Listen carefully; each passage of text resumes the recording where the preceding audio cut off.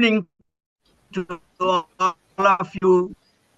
At the outset, I thank Professor Muhammad Atik to have invited me to share a few of my thoughts with distinguished faculty from different colleges and universities on this important topic, holistic and multidisciplinary education.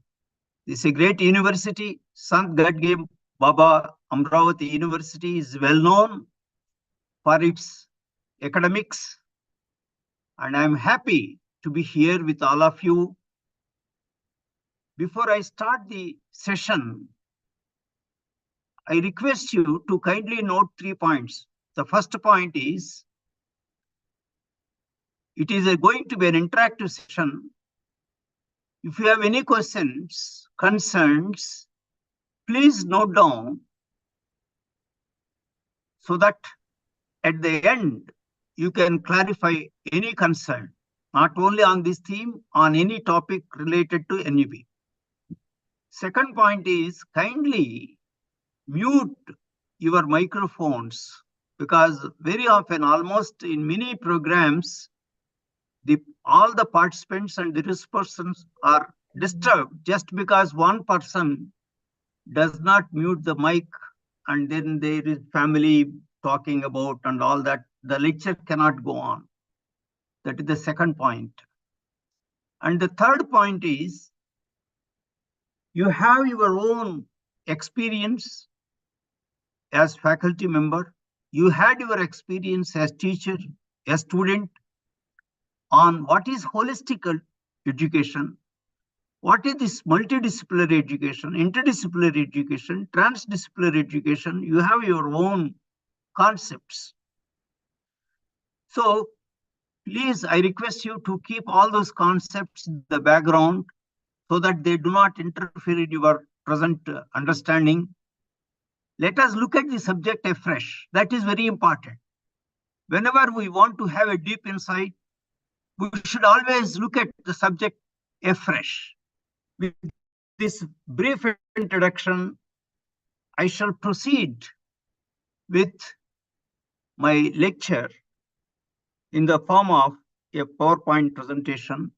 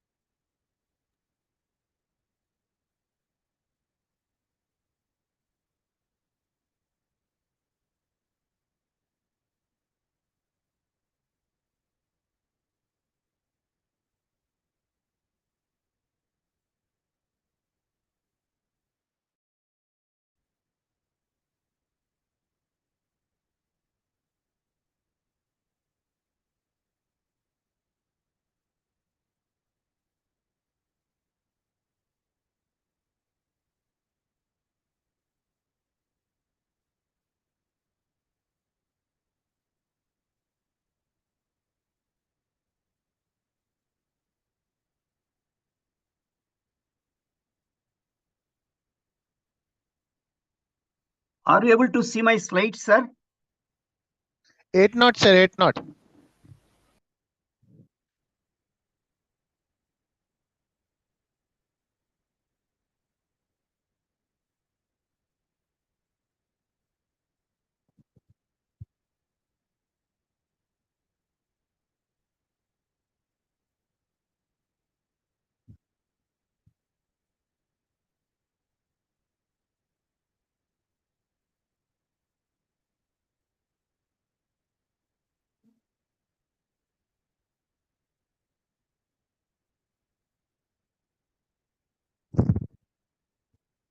Just 1 second.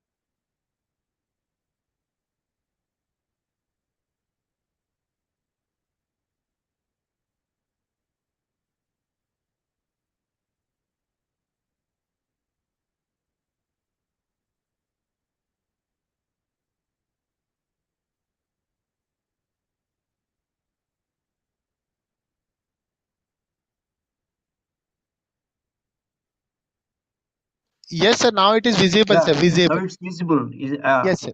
Yeah. So I shall proceed further. First, I shall go with the Rabindranath Tagore's quotation. The highest quotation, education is that which does not merely give us information, but makes our life in harmony with all existence. Rabindranath Tagore founded Viswabharati in the year 1921 in order to provide holistic education to the students in higher education. In the year 1951, Viswabharati became a central university by the Act of Parliament, and the Prime Minister is the Chancellor of this university. Then Pandit Madan Mohan Malaviya on education. This Malaviya mission is named after Pandit Madan Mohan Malaviya. He believed in holistic education, training of mind, body, and the spirit of the students. He founded the Benares University in the year 1916 to provide holistic education. BHU is still a standing example in providing the holistic education. Then Sri Aurobindo's educational vision. Sri Aurobindo's educational vision was a symphony of holistic growth, body, the mind, and the spirit. His vision illuminated the path to becoming all-rounded and unlimited individuals. Sri Aurobindo International Center of Education at Pondicherry was founded on the educational philosophy of Sri Aurobindo. Many integral schools have been established all over India based on the educational philosophy of Sri Aurobindo to provide holistic education. Then Swami Vivekananda, I would like to quote, education is not the amount of information that is put into your brain and runs throughout there, undigested all your life.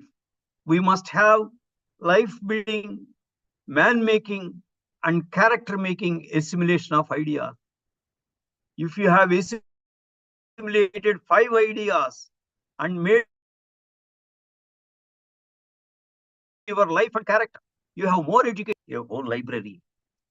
Vivekananda Kendra Vidyalaya or VKV is the academic wing of Vivekananda Kendra, right? An organization based on Swami Vivekananda's preachings of life reforming principles. VKV operates a chain of schools in different states of India under the project Vivekananda Kendra. All these schools implement holistic education. Then Mahatma Gandhi on education. By education, I mean an all-round drawing of the best in child and man, in body, mind, and spirit.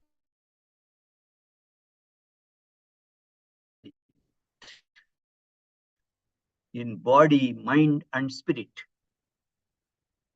Many educational institutions were founded in India based on the Gandhian philosophy of education. Gandhigram Rural Institute is a standing example which has been founded in the year 1956 in order to provide holistic education. It was declared as deemed to be university in the year 1976 by UGC under the Section 3 of UGC Act 1956.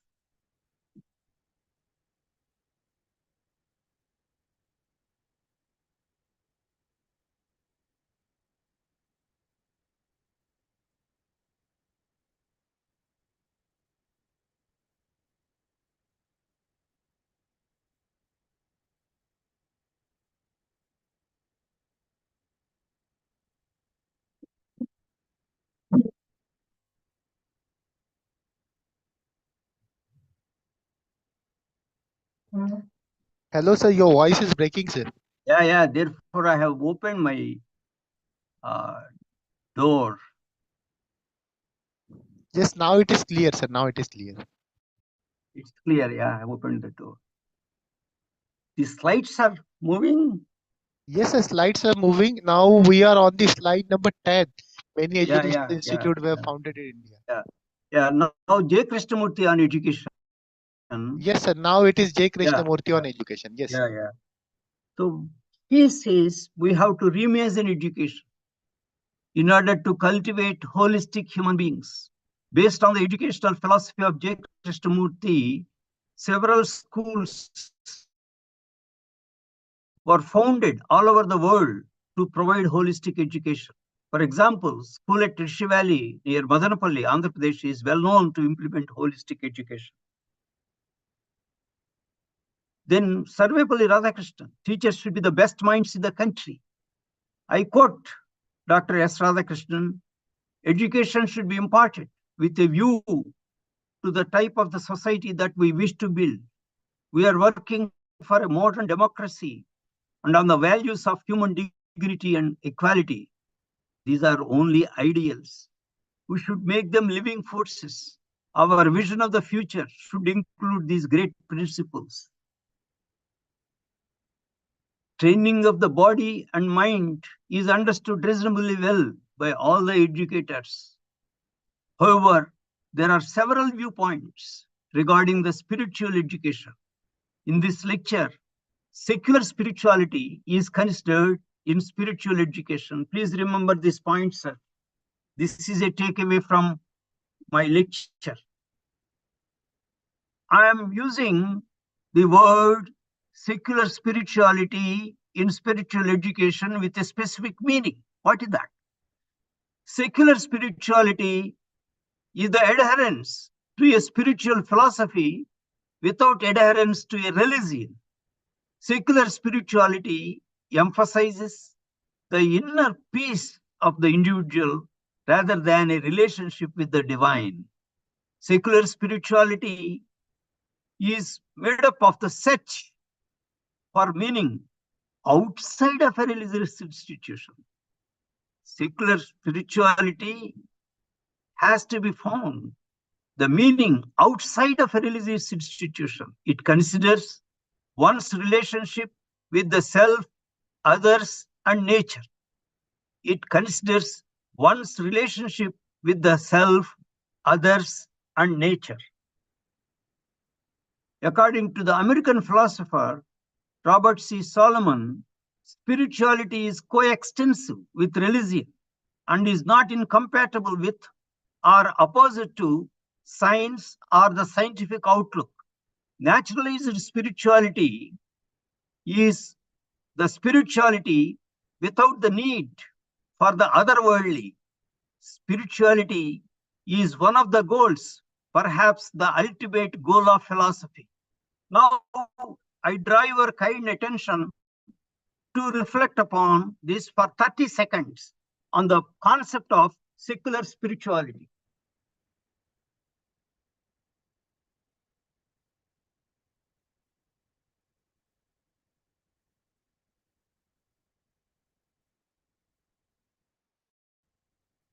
There are several viewpoints on spirituality, but I am specific in using with the meaning of secular spirituality.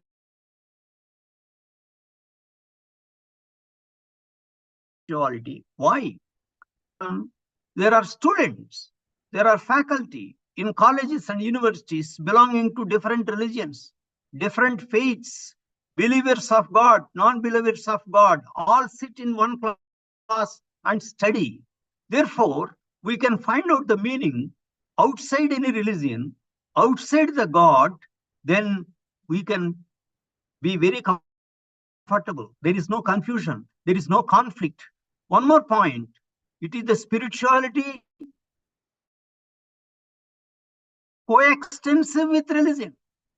You can believe in any religion, still you can be spiritual, and is not incompatible with or opposed to science or the scientific outlook. You can believe in, still you can be spiritual. Right. So naturally spirituality, the spirituality without any need for the otherworldly. That means we consider only this world. Whether we believe in religion, in any particular religion, that is fine, sir. You can be spiritual. You don't believe in any religion, you can be spiritual. You believe in God, you can be spiritual. You believe in science, still you can be spiritual. With that meaning, I am proceeding with this lecture. The holistic education thus includes cognitive domain related to the mental process, thinking process, psychomotor domain related to physical activities in learning, physical education, training related to body, that is games and sports, physical exercises including yoga, and secular spiritual education related to understanding of self, our relationship with nature and us, human values and meditation. Please reflect upon this slide, sir, for 30 seconds. What do ultimately we understand the concept of holistic education? It includes cognitive domain, that means all your theory courses, academic subjects, psychomotor domain, all your lab courses, courses related to field studies, physical education related to training of the body, that is games, sports, physical exercises, including yoga. Secular spiritual education, that means related to understanding of self, our relationship with nature and others, human values and meditation, right? So when I talk about meditation, it is only not with any meaning of this word. I am using the word meditation, which is a means to understand oneself, to quieten the mind. Only with that meaning I have used this word meditation, right, sir? So I am very clear in the usage of words so that we don't get into confusion, we don't get into conflict, because inclusiveness should be taken care of.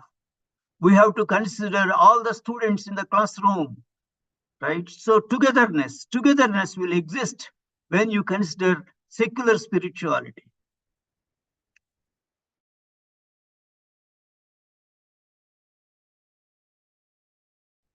Then when holistic education is implemented in schools, colleges, the individuals are truly educated and live in harmony with all existence around them. Holistic education only can be said as education in its true sense. Holistic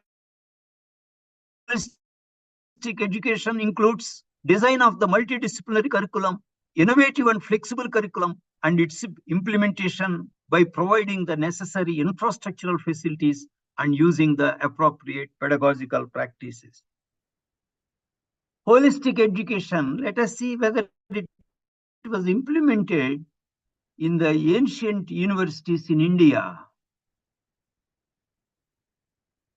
For example, yeah, Harishchandra Gajabe raised hand. Yeah, you can ask me the question, sir. Please ask me the question, sir. Please unmute yourself, ask me the question. Harishchandra Gajabe, you wanted to ask a question. Please unmute yourself and ask the question, sir. Our organizers can help him. See, I'm waiting for the question from Harishchandra Gajabe. Okay. Sir, no question. Yes. Yeah, no question. Okay. For example, in Takshashila and Nalanda, I have taken these two examples. Takshashila or Takshila dates back to 5th or 6th century BC to 5th century AD. It was established in Gandhara, now in Pakistan. The Vedas and the 18 arts, which included skills such as archery, hunting, and elephant roar, were taught in addition to the law school, medical school, and school of military science. All of you know Charaka, the Ayurvedic healer. He studied at Takshashila. All of you know Kautilya or Chanakya, who composed Ardhashastra, it was done at Takshashila only.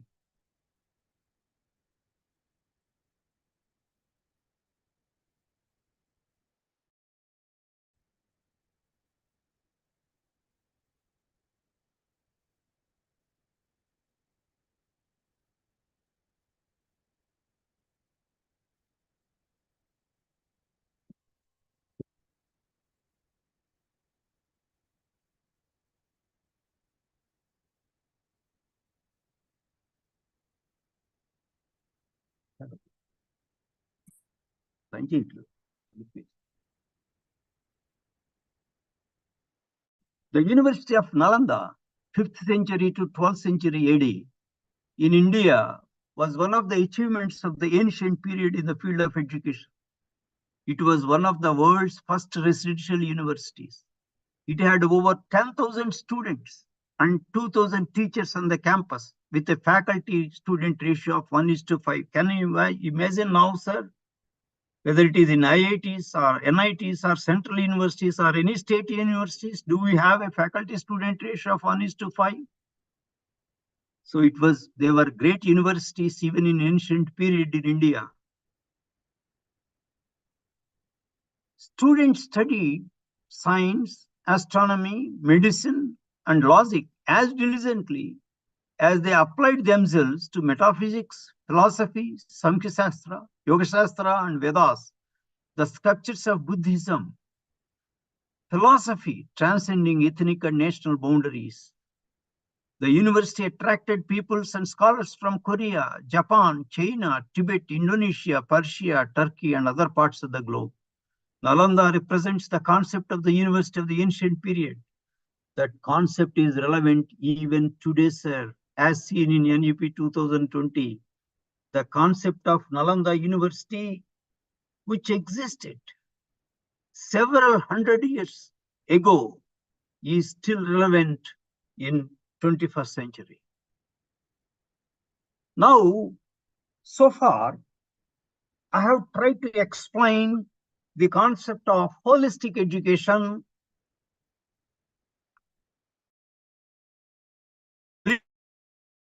bringing in the concept of secular spirituality so that there is no confusion, there is no conflict. Once again, I am mentioning, when you talk about secular spirituality in spiritual education, you need not believe in God. Still, you can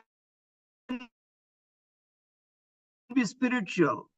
You can be spiritual. You may belong to any religion or no religion. Still, you can be spiritual, sir. That is the point here. So, when you talk about holistic education, it covers not only your academic subjects, it covers the credits for games, sports, and then value education, all that, right? So academic subjects are only part of education. If you have only academic subjects, do not give importance to games, sports, meditation, and value education, then that education cannot be called holistic education. It is only fragmented education. Concept I have made clear now. So now next we shall proceed to further to understand the meanings of the terms multidisciplinary, interdisciplinary, and transdisciplinary education. Sir, I draw your kind attention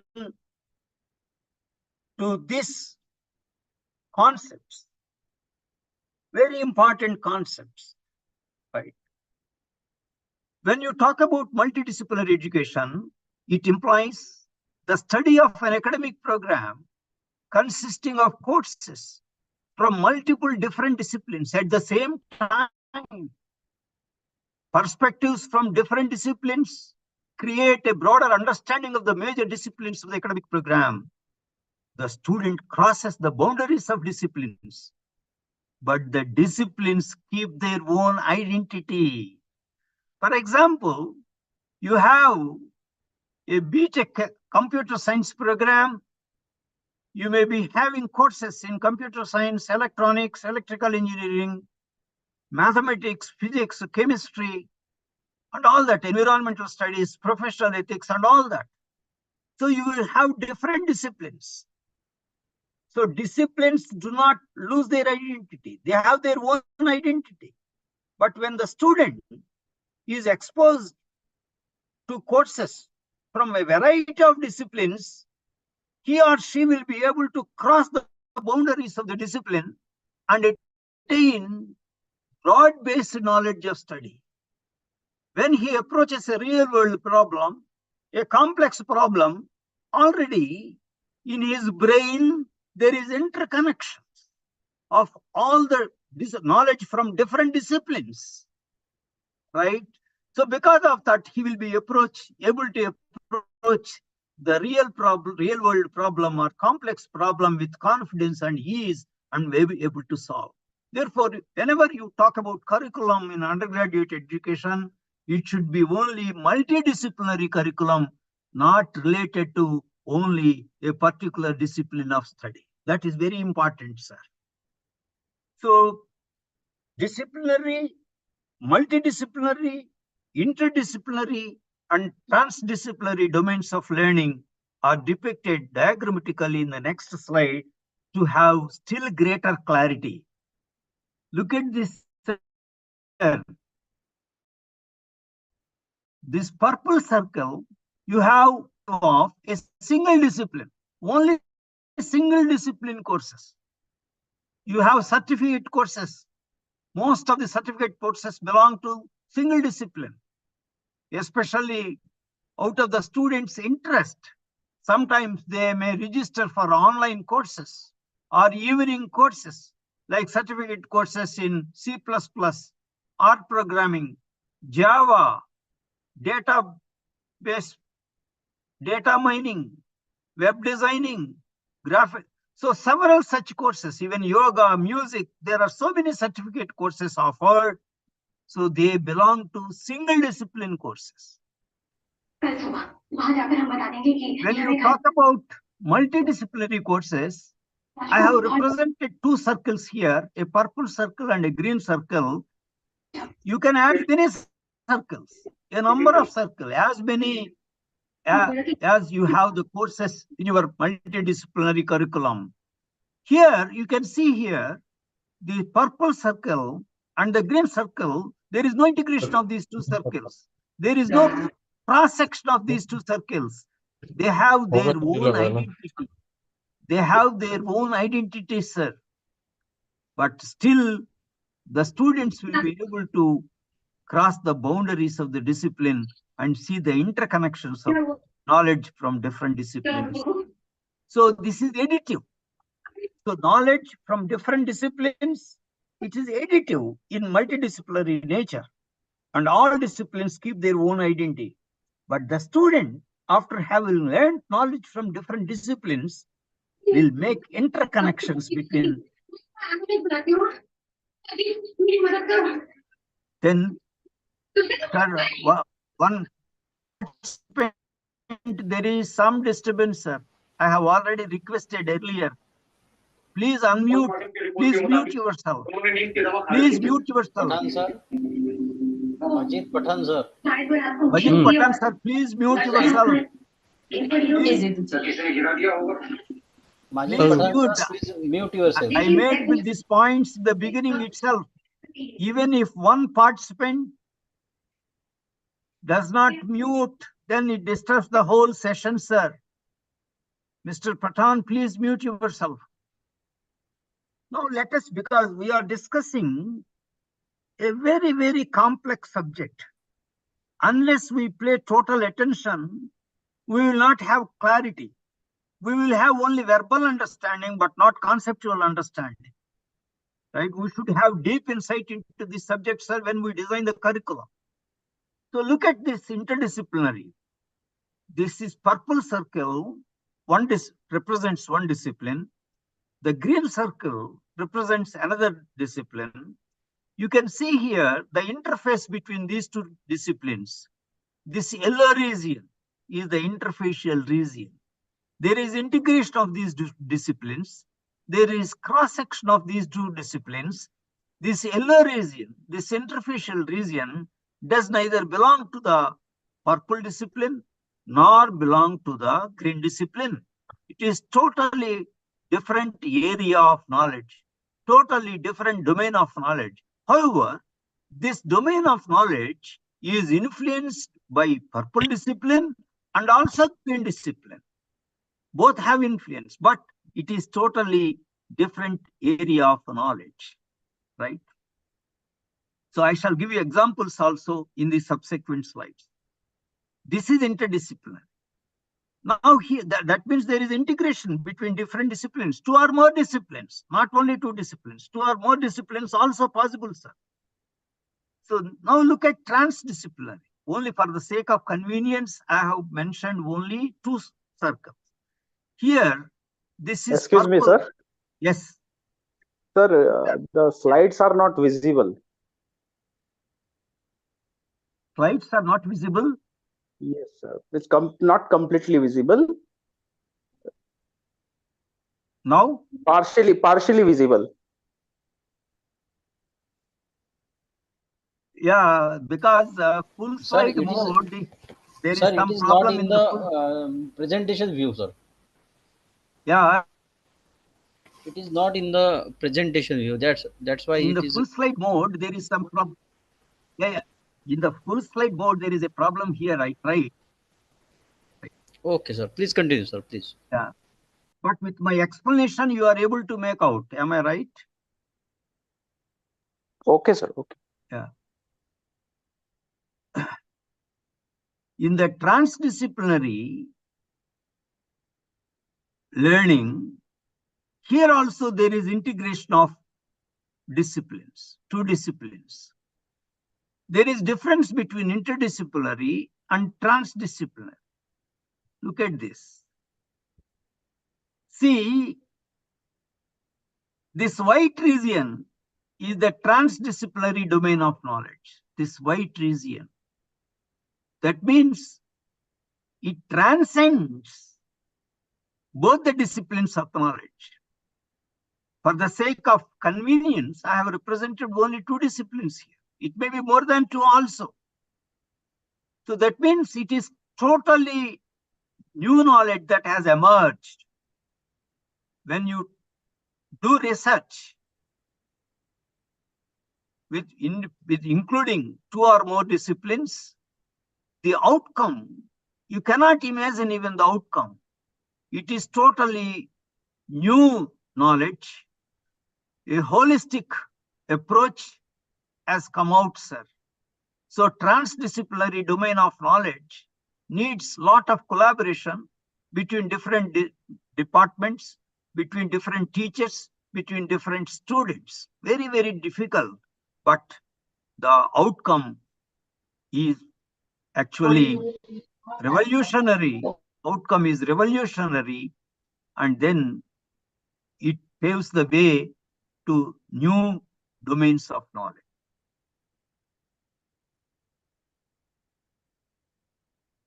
For some professionally, vocationally, or technically oriented courses, in higher education, they may focus on teaching material related to single discipline. Certificate courses, as I mentioned, in some cases, diploma courses also, single discipline. By contrast, multidisciplinary, interdisciplinary, and transdisciplinary teaching results in improved, effective, and cognitive learning and critical thinking, offering learners opportunity to obtain a broad-based general knowledge.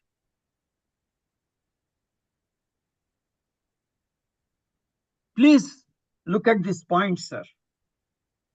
According to oxforddictionaries.com, multidisciplinary is an adjective that describes combining or involving several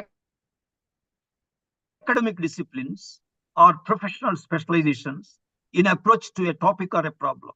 Interdisciplinary is an adjective that describes of or relating to more than one branch of knowledge. Transdisciplinary is also an adjective that describes or relating to more than one branch of knowledge. So what exactly is the difference between interdisciplinary and transdisciplinary? Let us see that. According to Lakehead University's Essential Guide to Writing Research Papers, multidisciplinarity contrasts disciplinary perspectives in additive manner, meaning two or more disciplines each provide their viewpoint on problem from their own perspectives. Multidisciplinarity involves little interaction across the disciplines, whereas interdisciplinarity combines two or more disciplines to a new level of integration, suggesting component boundaries start to break down. Interdisciplinarity is no longer a simple addition of parts, but the recognition that each discipline can affect the research output of the other. Then let us see transdisciplinarity. It occurs when two or more discipline perspectives transcend each other to form a new holistic approach. The outcome will be completely different from what one would expect from the addition of parts. Transdisciplinarity results in a type xenogenesis, where the output is created as a result of disciplines integrating to become something completely new. Xenogenesis meaning is the offspring is totally different from either of the parents.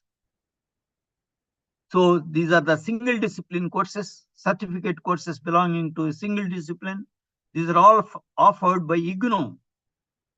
Certificate course in beekeeping, business skills, yoga, information technology, human rights, organic farming, visual arts, applied arts. Right? This is a continuation of the certificate courses. Some more examples. Even many diploma courses also, pure duration, they are also single discipline. Diploma in foreign languages like German, French, or Russian. Diploma in music, they are all single discipline courses. But multidisciplinary programs, all the undergraduate academic programs are multidisciplinary in nature. Very important point. However, these multidisciplinary programs may also consist of interdisciplinary courses. This is the point, sir. The academic program is multidisciplinary in nature, but the academic program may also consist of.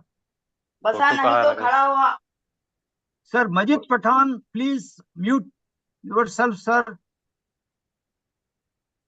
You are disturbing. These multidisciplinary programs may also consist of interdisciplinary courses. This is a very, very important point to be noted, especially in some cases, even you can have core courses. In some cases, you can have elective courses. Please note down these points. For example, BTech program in metallurgical and materials engineering. It includes courses like corrosion science,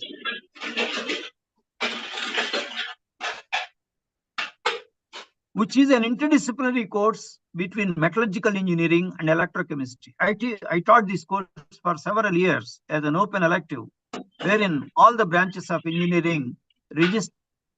So metallurgical engineering and electrochemistry, interdisciplinary. Therefore, I should have the knowledge as teacher of electrochemistry and also metallurgical engineering. Otherwise, I am not competent enough to teach corrosion science. Teacher must be competent enough to teach interdisciplinary courses. Then another one is bachelor program in law consists of courses such as environmental law,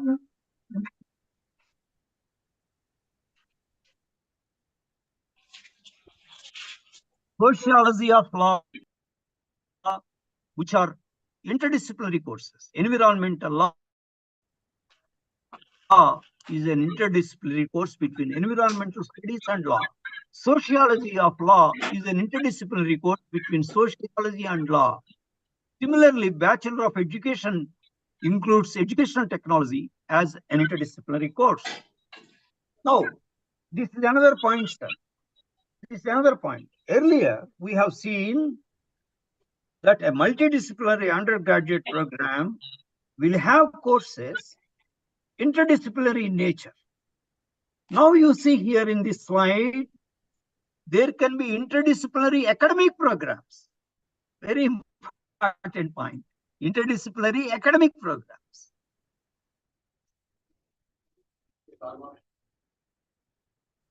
A few of the postgraduate programs or MSc in bioinformatics. It is offered in many universities in the country. Then MS or dual degree programs like BTech and MS of 5-year duration in computational linguistics. That means it is an interdisciplinary academic program between computer science and linguistics. Please note this point, sir. Computer science and linguistics. Right? So today, the new areas are born. Machine learning like that. Okay. Then computational natural sciences.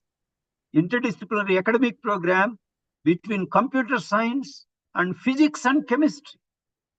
This is offered at IIIT Hyderabad. IIIT Hyderabad. Then you have a program, academic program, MSc in health psychology. It is an interdisciplinary program between health sciences and psychology. You have another academic program, MTech in environmental biotechnology. That means it is an interdisciplinary between environmental science and biotechnology. So today, it is the order of the day.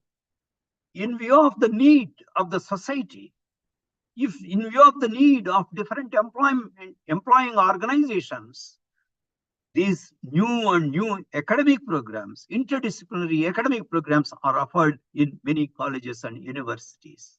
This is a new trend to be observed.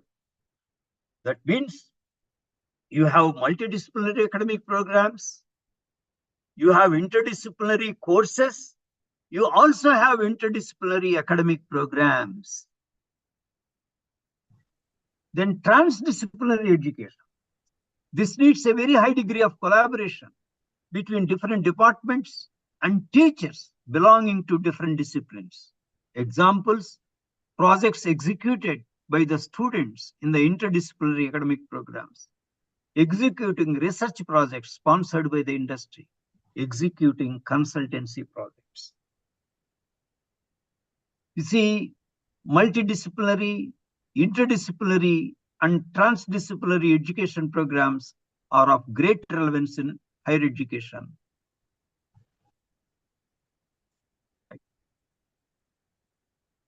Multidisciplinary, interdisciplinary, and transdisciplinary education nurtures the students to take up complex real-world problems and contribute to innovative solutions. This approach has led to original methods, concepts, and solutions emerging. Many major discoveries have been made by interdisciplinary and transdisciplinary research by research from different disciplines. Please note these points carefully. Please reflect upon this for 30 seconds.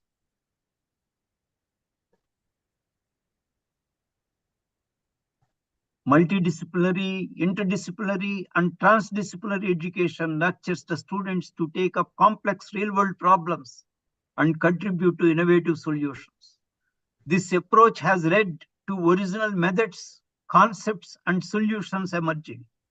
Many major discoveries have been made by interdisciplinary and transdisciplinary research by researchers from different disciplines. You see here, my parent discipline, chemistry, has an interface with so many areas of knowledge, just for the sake of interest, to create interest and enthusiasm in the participants. I am showing this slide. Similarly, your discipline will have an interface with so many disciplines. You please find out. Please find out. A sociology may have an interface with several other disciplines, cooperation, law, environmental studies, political science, several disciplines, right? You please find out. When you find out how your discipline is linked to a variety of disciplines of knowledge needed by the society, then you can formulate interdisciplinary courses depending upon the needs. The needs are so dynamic in nature, right? That's how the new field of knowledge, Internet of Things, is born. Internet of Things, right? Interdisciplinary between computer science engineering, electronics engineering, and electrical engineering, right? A new area of knowledge is born because of the need. Similarly, you are talking about machine learning today in a very big way, interdisciplinary. You are talking about artificial intelligence today, though it must be the researches must be carefully done in the case of artificial intelligence for the benefit of the society, for the welfare of the humankind. It should never be in the other way. That is very, very important. That's a caution. When you talk about research on artificial intelligence, there is a caution always that was given way long ago even by Stephen Hawking, right? So always please see not only your disciplinary knowledge, the frontier areas. You should master not only in your discipline, in the frontier area. Then you can design a curriculum, a good curriculum, multidisciplinary curriculum involving interdisciplinary courses. You can do research, not only interdisciplinary research, you can also do transdisciplinary research. Role of faculty members, design of curriculum. Faculty members have to follow the latest trends in the advancement of knowledge in their discipline and also frontier areas. Faculty members have to follow the latest trends in the advancement of knowledge in their discipline and also frontier area. See, sir, very important point, sir, to all the faculty members, both senior faculty members and young faculty members. As a very senior most faculty member in NIT Warangal, I used to, whenever the curriculum is revised, I used to take at least one new course. By learning that new course, that is how I have taught perhaps more than in my career, nearly 25 different courses, 25 different courses, and which had nothing to do with whatever I studied in my MSc way back in 1970-72, right? So this continuous updating of knowledge, and then you offer to teach new courses always. That's a great advantage. My colleagues used to wonder why this old man always volunteers to teach a new course. Later they realized only because of that he is still relevant. He is at the age of 73, he is still relevant because he was continuously learning. This is the key point, sir, to be either be updated or outdated. Today, that is the slogan, right?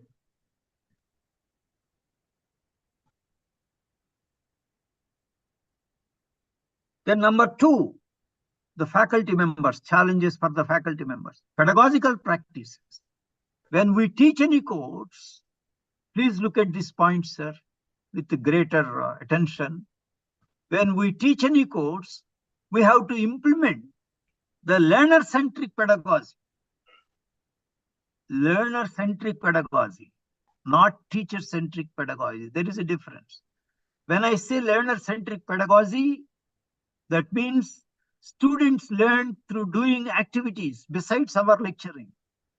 Besides our interactive lecturing, students learn by doing activities, by doing mini projects. While learning, we have to see that the students see interconnections between different concepts of discipline, and also see the interconnections between related disciplines of knowledge. This is very, very important, sir, in our teaching. We have to totally reorient that.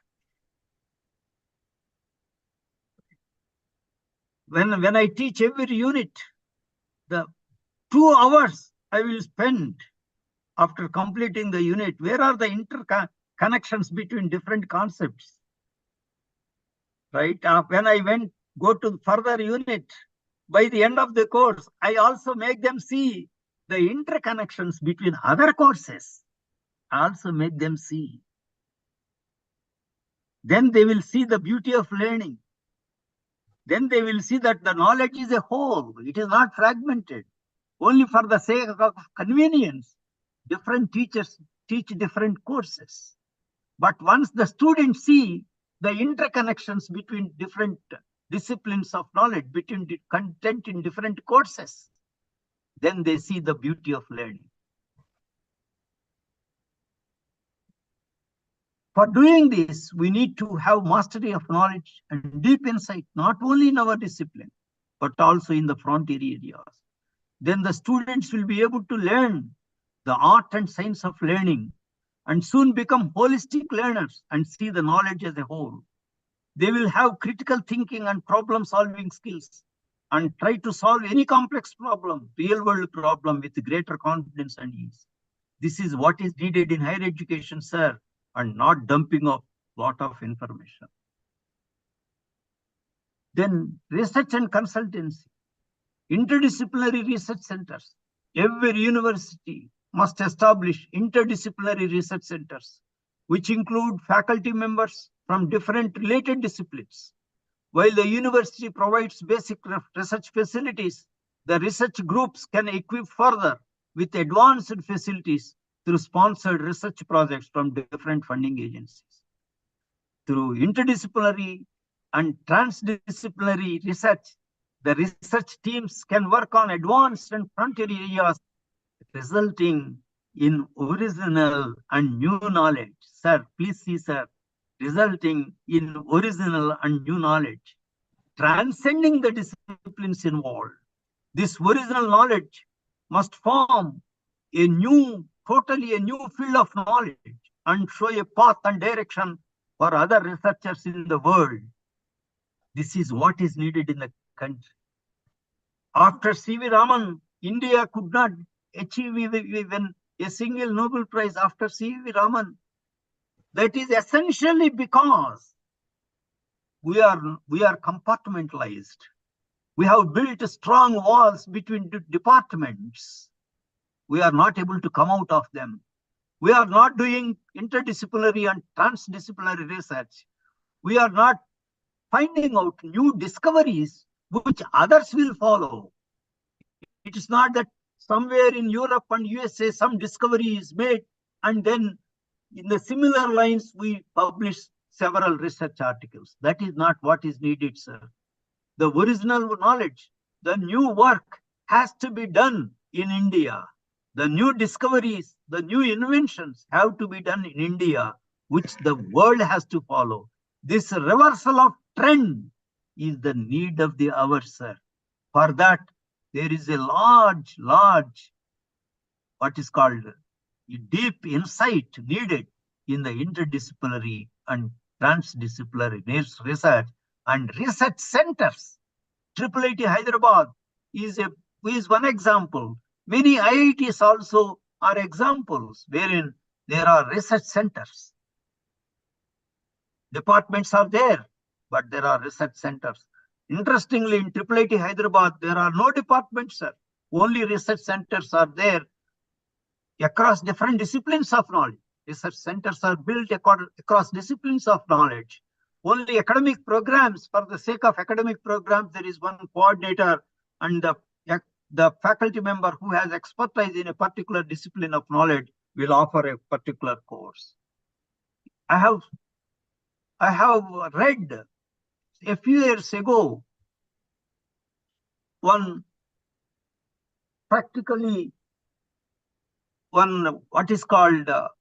example I have read which has practically happened. One vice chancellor, there they call president. One professor, eminent professor, was offered presidentship of a university. Then that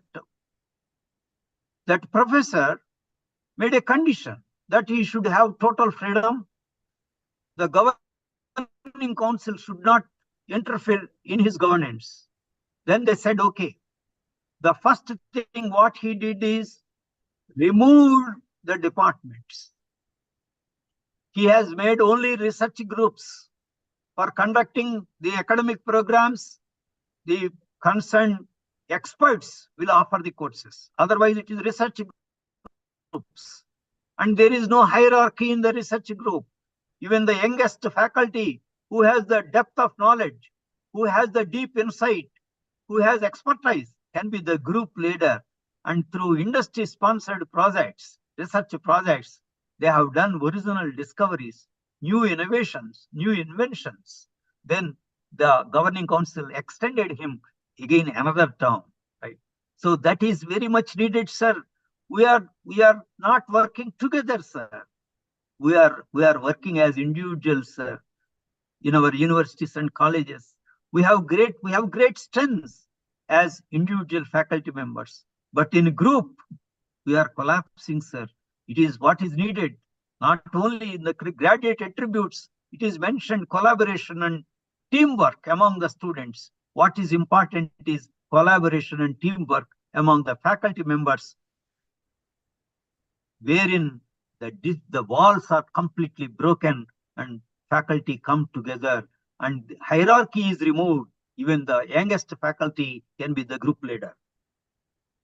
Mentoring of young faculty members. The senior faculty must mentor the newly recruited faculty and other faculty to enable them to reorient themselves in pursuing interdisciplinary, transdisciplinary teaching, research, and consultancy. At the same time, they should also recognize the strengths of the young faculty. So whoever has strength, the young faculty can be made group leaders while submitting research projects for funding agency, interdisciplinary and transdisciplinary research. Sir, with this, so far, I have completed the concepts related to holistic education and also the concepts of interdisciplinary, multidisciplinary, and transdisciplinary research. Before I proceed further, if you have any questions, any concerns, please, it is open for the discussion. Instead of going for the discussion to the end, I shall clarify your questions, your concerns now itself, sir.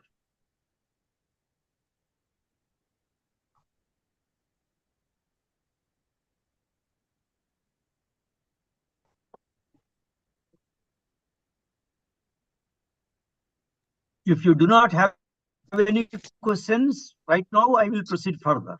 Yeah, Sir, question please. Dr. Mahesh from Akola. Yeah, question please. Sir, my question is there. You told us in transdisciplinary education, Yeah, there are different departments, different students. How it is possible to work among different departments such as history, chemistry, and business management? Please explain. Yeah. You see, when I mentioned different departments, it is not just like different departments, different related departments. For example, physics, chemistry, and life sciences can work together. Physics, electrical engineering, and electronics engineering can work together. Electronics engineering, computer science engineering, electrical engineering can work together. Mechanical engineering and electronics engineering can work together in the field of mechatronics, right? So, Sir, the environment. Sir, please, my question is there. How the business management department, history department, and chemistry department can work together? They cannot work together. Only related disciplines can work together. Therefore, history, chemistry, and business management cannot work together to create new discoveries. Yeah. My question was there. It's not possible. Yeah, It is not possible. There is jumbling in the mind, no? Yeah. It is not possible. Okay, sir. It is not possible. Yeah, Only related Thank you, disciplines. sir. Only related Thank you, sir. disciplines. Thank you, sir. Thank you. Yeah. For example, there can be sociology, cooperation, commerce, or management can work together, no doubt. Economics, sociology, and cooperation can work together. But sir, in NEP 2020, they allowed the students to take, suppose I am the student of the science faculty, and in NEP 2020, they allowed to take one subject or two subjects from art or from commerce. How it is possible? Yes.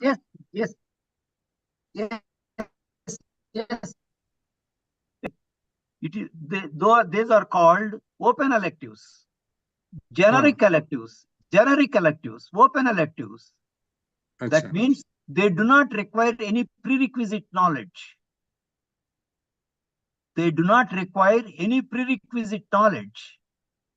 Level 1 courses, that is possible, sir. I have practically witnessed. Before joining NIT Warangal, I was working at Gandhigram Rural University, Gandhigram. So there is a core course in 4th semester on fine arts for all the students. There were around 1,500. It's a small and beautiful university. There were 1,500 or 2,000 students in the university. There are so many programs: art, science, social sciences, right? Extension, several programs are there. So for all the students have to take fine arts in their 4th semester, which is mostly a practical oriented course, which does not need any prerequisite knowledge. For example, you have in IIIT Hyderabad, they have arts courses in engineering. I am talking in engineering. In engineering, they have arts courses in semester 1 and semester 2. 2 semesters, if I remember correctly, they have arts courses for engineering students. Depending upon their interest, they can choose. It is mostly practical and tutorial courses, not involved. No lectures are involved in that. Similarly, similarly, environmental studies. It does not need any prerequisite. So, like that, principles of management, which the course will be designed in such a way that prerequisite knowledge is not needed.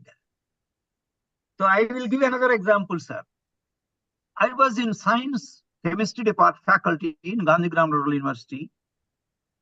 To arts students, I used to teach story of civilization. So what is that? How science has advanced from the beginning? How has science advanced for the welfare of humankind? Without any prerequisite knowledge. I will not go into the details of the concepts. Similarly, the arts faculty, one of the arts faculty members will teach the same story of civilization to the science students from the art side, how the human sciences have undergone progress. The human civilization. That is how arts faculty will teach. It is possible. It is definitely possible. I can give you examples of several courses which can be mentioned as generic electives or open electives, which do not need any prerequisite knowledge. So only such courses have to be taken. NEP 2020, that reform is a welcome reform, which was already existing, sir. It is nothing new. Only thing is, it was already existing in some of the universities.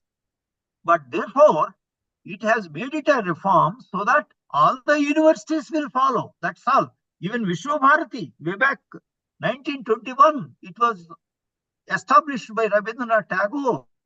Even then also, even science students also used to do the arts courses, right?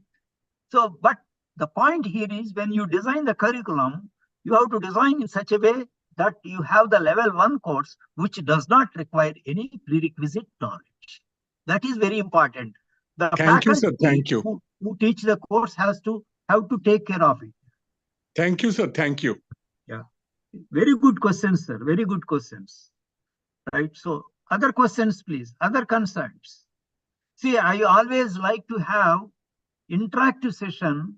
If it is offline, I will not be speaking for so long. Only 5 minutes, perhaps I may be giving my viewpoint and then ask the feedback, opinions of the participants. And then we conclude. Yes, this is the point. So only when there is an interaction, then it is participatory learning. Otherwise, it is one-way traffic. One-way traffic does not contribute to any learning. Any other questions, please?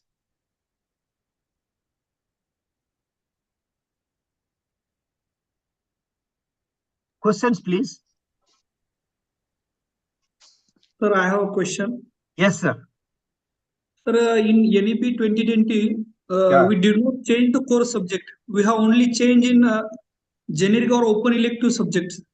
Yes. Yes. Is it right? Yes, it is right. Core subject is continuously going as well, same as previous. Yeah, same. If you Okay. want to add, you can add some more subjects as core courses also. No issue. You see, Okay. as the knowledge is updated, even core courses do not remain static. A few core courses remain static, but you can add more core courses also. You can update knowledge of the core courses also. Suppose it is like this. It is like this. Mathematics 1, mathematics 2. Like that, some courses will, those basic principles have to be taught. So those will never be changed. But wherever necessary, wherever possible, you see the advancement of knowledge. Based on the advancement of knowledge, you can, what is called, update the courses. Update the courses without removing the courses. The core courses always continue, but you will be updating. In lighter vein, I am giving you an example. Today you are in the age of VLSI, right? Very large scale integrated circuits in designing. You will not be teaching vacuum tubes, which was existing long ago. You will be starting with what is called electronic circuits at micro level and then take them to VLSI. Therefore, the course content has to be modified. That is very important, even in core courses also, right? Based on the advancement of knowledge, the obsolete things have to be removed.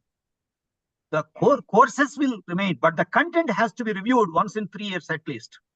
Second point, NEP 2020 has asked you to reduce the content, to the extent of 30%. You remove it.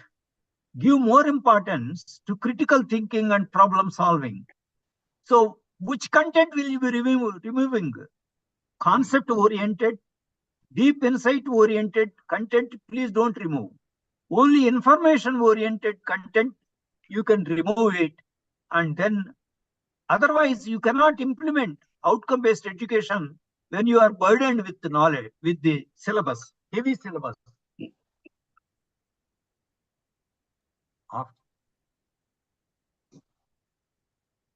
Right, sir? Similarly, disciplinary specific electives, generic electives, or open electives, whatever you say, that number has to be increased according to NEP 2020. It should be more choice-based credit system. In other words, core courses remaining the same, You should have more number of electives for the students to choose. For that, the challenge is faculty-student ratio. Faculty-student ratio, anyway, I will be discussing the challenges and issues at the end of the lecture in implementation of NEP 2020, then I shall discuss further. Right. And when you offer electives, wherever possible, you can think of interdisciplinary courses as electives, which will be improving the employable opportunities of the students, and at the same time, they will meet the requirements of the society. We have to see these two, always balance these two, requirements of the society and the needs and interest of the students. We have to make a balance between these two, sir. Did I answer your question, sir? Yes, sir. Yes. Yeah. Any other question, please? It's a good question. It's a good question. So now I am asking you a question. Do you have clarity on secular spirituality, sir? What is secular spirituality? Do you have clarity? Kindly repeat the theme on spiritual reality, sir, please. Yeah, okay, fine. That is, I'm happy about it. When we say secular, you see, training of the mind, training of the body by physical exercises, there is no issue. When I have gone into the literature while preparing for this lecture, I took 1 month for preparing this lecture. Then, for regarding spiritual education, there are 26 viewpoints, right? So some say it's only with one believes in God, there is a path for spiritual education. Somebody else say you follow Hinduism, that is spiritual education. Somebody else will say you follow Christianity or Sikh. So different religions will give their viewpoints on spiritual education. But how do you implement in colleges and universities, sir? In your classes, you will have students from different religions and also faculty from different religions in your colleges and universities in general, and also with different faiths. Some theists you have, some atheists you have, you in faculty and students, even one student, even if it is an atheist, we have to do justice. There should be togetherness among the students. We have to bring togetherness among the students. We have to bring togetherness among the faculty. That is important, sir. Only then the college will function in a cohesive manner, sir. That is very important, sir. Therefore, I searched for that kind of meaning. Then I found this secular spirituality will serve the purpose for the implementation of colleges and universities. When we say secular spirituality, it is simply trying to understand oneself, our relationship with others in the society, and with nature. Simplest definitions are trying to understand ourselves. We may not understand ourselves in the lifetime. The point is trying to understand ourselves, understand our relationship with others in the society, trying to understand our relationship with nature, because we are part of nature. We have to work for sustainable development. The simplest meaning, secular spirituality. So does any religion in the world say, do not understand yourself? Does any religion say, do not understand your relationship with others? Does any religion say, do not understand your relationship with nature? Does God say, not God say, God. Does God say, do not understand yourself? do not understand your relationship with others, do not understand relationship with nature. Therefore, this simplest definition of spirituality brings all the students, all the faculty, all technical staff, and all supporting staff together. And the simplest definition brings the human beings also together. You can have personally your own faith. You can believe in a particular religion, you don't believe in a religion. You can believe in a particular God, or you don't believe in any God at all. You can believe in science, still you can be spiritual, sir. Right? Long ago, Einstein himself said, you can believe in science, but still you can be spiritual. They are not opposite to each other.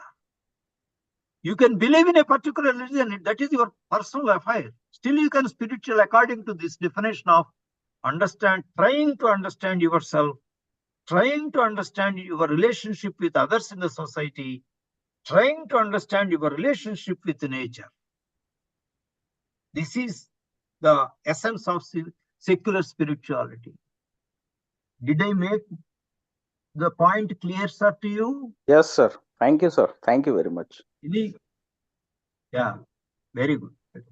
Very good. I'm very happy that you are asking your concerns, your questions. That is the way the lecture should go on. Sir, again, one more question from my side. What should be the institutional plans to engage in more multidisciplinary research endeavors to find solutions to society most pressing issues and challenges? Yes, very good question, sir. Very good question. Very good question. I'll answer. I'll close the door.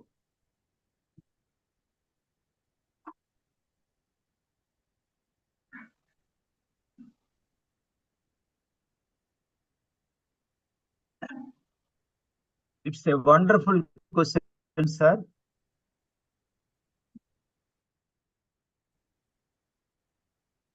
You see, immediately you cannot remove the departments. There will be lots of problems, organizational problems, because it is like suddenly you destroy a structure. It is not possible. So on the other hand,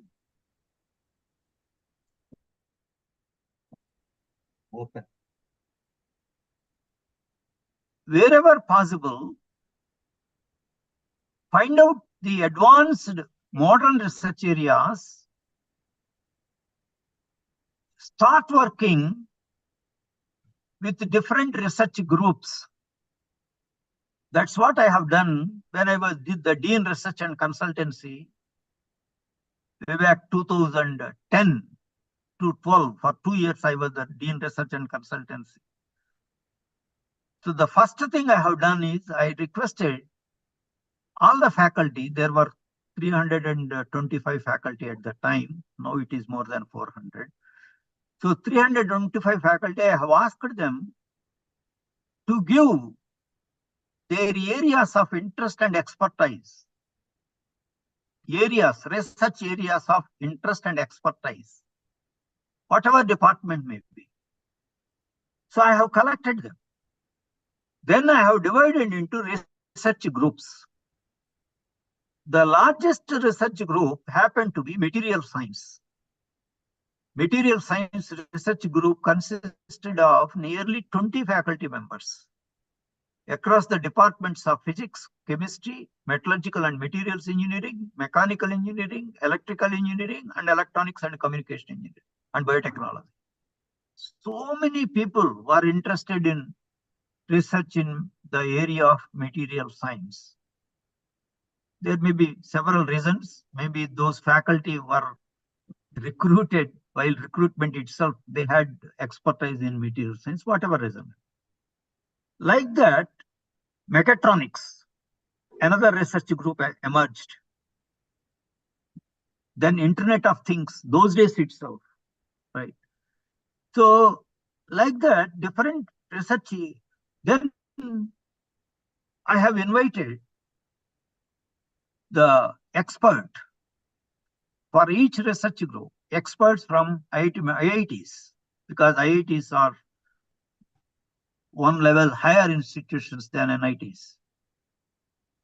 Then those experts have given highly inspiring lectures on the thrust areas, cutting edge areas of technology, interdisciplinary and transdisciplinary areas of technology, how these people can submit research projects for funding, the research groups.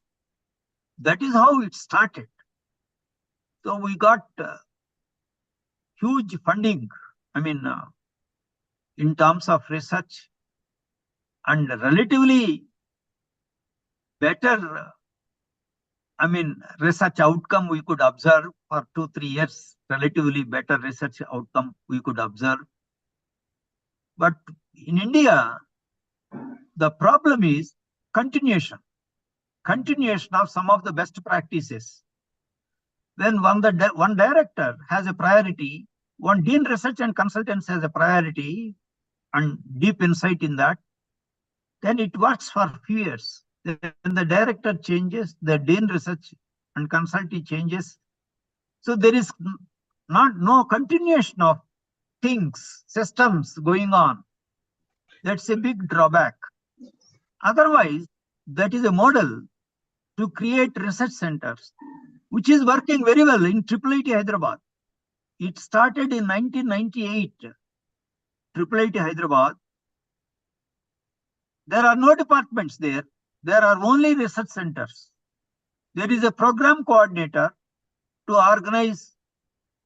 coordinate a BTech electronics and communication program, or to BTech computer electronics and communication engineering, computer science program, dual degree programs, all that. There will be a coordinator. Whoever has expertise to teach a particular course will be teaching that particular course. So there are, I think, nearly 15 to 16 research centers are there. Even research center between computer science and linguistics. You were asking me, sir, a question earlier, whether research is possible between history, chemistry, and political science, something like management like that. There is research possible between computer science and linguistics. They are doing it. Yeah, right? sir. As a, now I got satisfaction because now you answered my proper. No, I got a proper answer from your side, because in history, business management, and chemistry, we can make a research with a collaboration. Now I am completely satisfied with your answer. Thank you, sir. Okay, sir. So I advise all of you, suggest you kindly visit the website of IIIT Hyderabad, all the research centers, because I was with them for 2 years, guiding them at micro level for accreditation by NEP. So a lot of work I could do.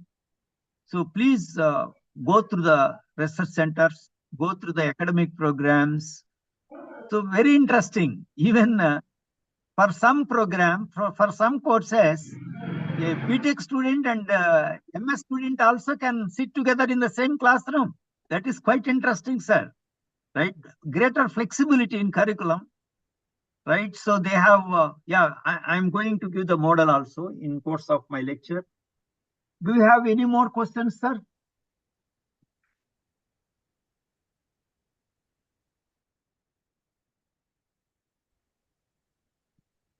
Any more questions? Yeah, if you do not have any more questions, we'll break for tea for 15 minutes. Then I shall proceed further. Okay, sir? Organizers, please. Yes, sir. Yes. We will take the break of 15 minutes, dear participants. Now there will be a break of exactly 15 minutes. Yes, sir. Exactly 15 minutes. 15 minutes. Exactly 15 minutes. Yes. And then we shall start at 5:52. Yes, sir. Yes. 5:52 our session. Yes, sir. Okay. Yes. So participants, we will continue sharp at 5:52. We will take the break of the tea and we will wait for. Okay. Okay, sir. Thank Okay. you, everyone. Thank you.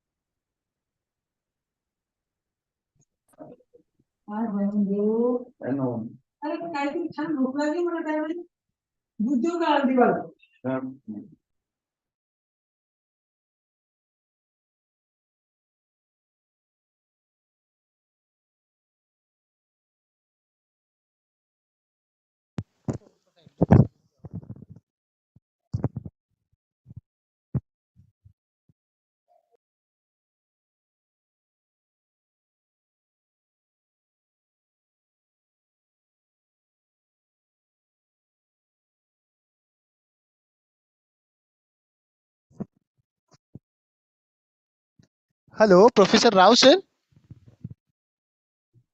I joined. Yeah, I yeah, sir. joined. And, yeah. Yeah. Shall we start, sir? If you could permit. Yeah. We can start. We can Yes, sir. start. Please start, sir. Please. Yeah.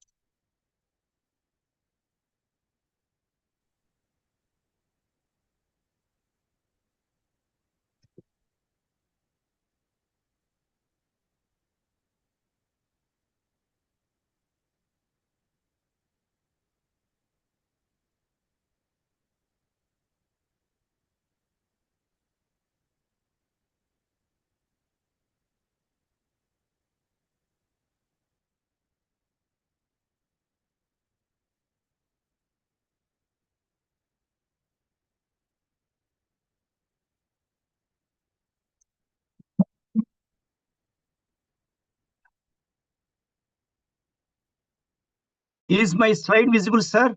Yes, sir. Yes, sir. Yes. Yeah. All great people of the world. This is I am taking the extract from the home page of uhv.org.in homepage on universal human values. All great people of the world have tried to realize the truth and to live in terms of love and compassion. They have tried to understand themselves as human beings, understand the underlying harmony in nature and in existence.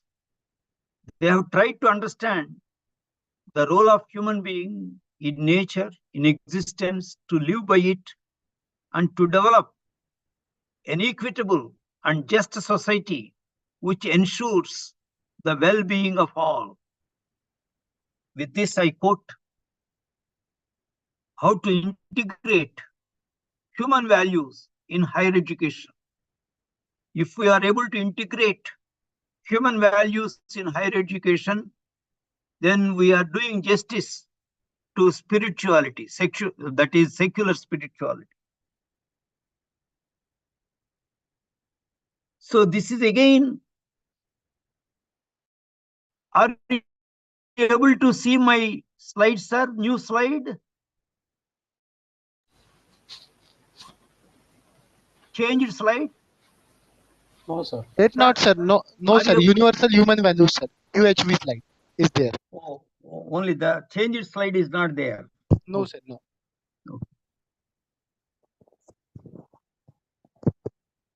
Yes, sir. Now it is changing, sir. Now it is changing. Now it is changing. Yeah, that is in full slide mode. It is not changing. That is the problem. Today morning I sorted out again. It is a, yeah. This is the extract. This is revised guidelines, Mulya Pravah 2.0. That means inculcation of human values and professional ethics in higher education institutions. This actually extract from the foreword of Professor Jagadish Kumar, Chairman UGC, in the document Mulya Pravah 2.0. Why 2.0? Because it is revised guidelines.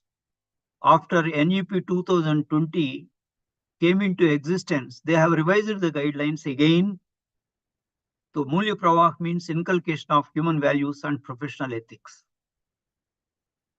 So this document is available in the internet. It is published in 2023 only. You can go through the document. So the document proposes the curriculum and also pedagogy, both. I mean, you can comfortably design the curriculum in human values and professional ethics very comfortably. You can make modifications also. UGC, when it gives guidelines, always gives some scope for modification. Up to 30% you can modify always. Anything you can modify, even model curriculum also, you can modify up to 30%. That flexibility it gives, that autonomy it gives to universities and colleges. So to develop deep respect towards the fundamental duties and constitutional values among the students, bonding with one's own country, conscious awareness of the roles and responsibilities in a changing world, including universal human values of truth, satya, righteous conduct, dharma, peace, shanti, love, prema, non-violence, ahimsa, scientific temper, citizenship values, and also life skills. An integral part of a holistic education includes lessons in seva and our service and participation in community service programs. Very clear. The document makes it very clear, sir. Right? You see, that means the institute, besides academic subjects, games and sports, including yoga, exercises, physical exercises, it should also implement in curriculum design of courses in human values and professional ethics, and also involves itself in activities including community service. Very important, sir. Very important. Please note this point. Academic subjects are important. Games, sports, physical exercises, including yoga, important. Human values and professional ethics courses are important. NSS and community service also are important, according to the UGC guidelines. Right. Then values and ethics for stakeholders. See, sir, who are the stakeholders of an educational institution, sir? It is not only the students, faculty, technical staff, supporting staff, and also principals and vice chancellors. They are also stakeholders. When we talk about human values and professional ethics, it is not only for students and faculty, sir. It is all this for all the stakeholders, students, faculty, technical staff, supporting staff, and also principals or vice chancellors. All have to follow, all have to obey. There is no exemption for the principals or college or vice chancellors. Please, this is a very important point, sir.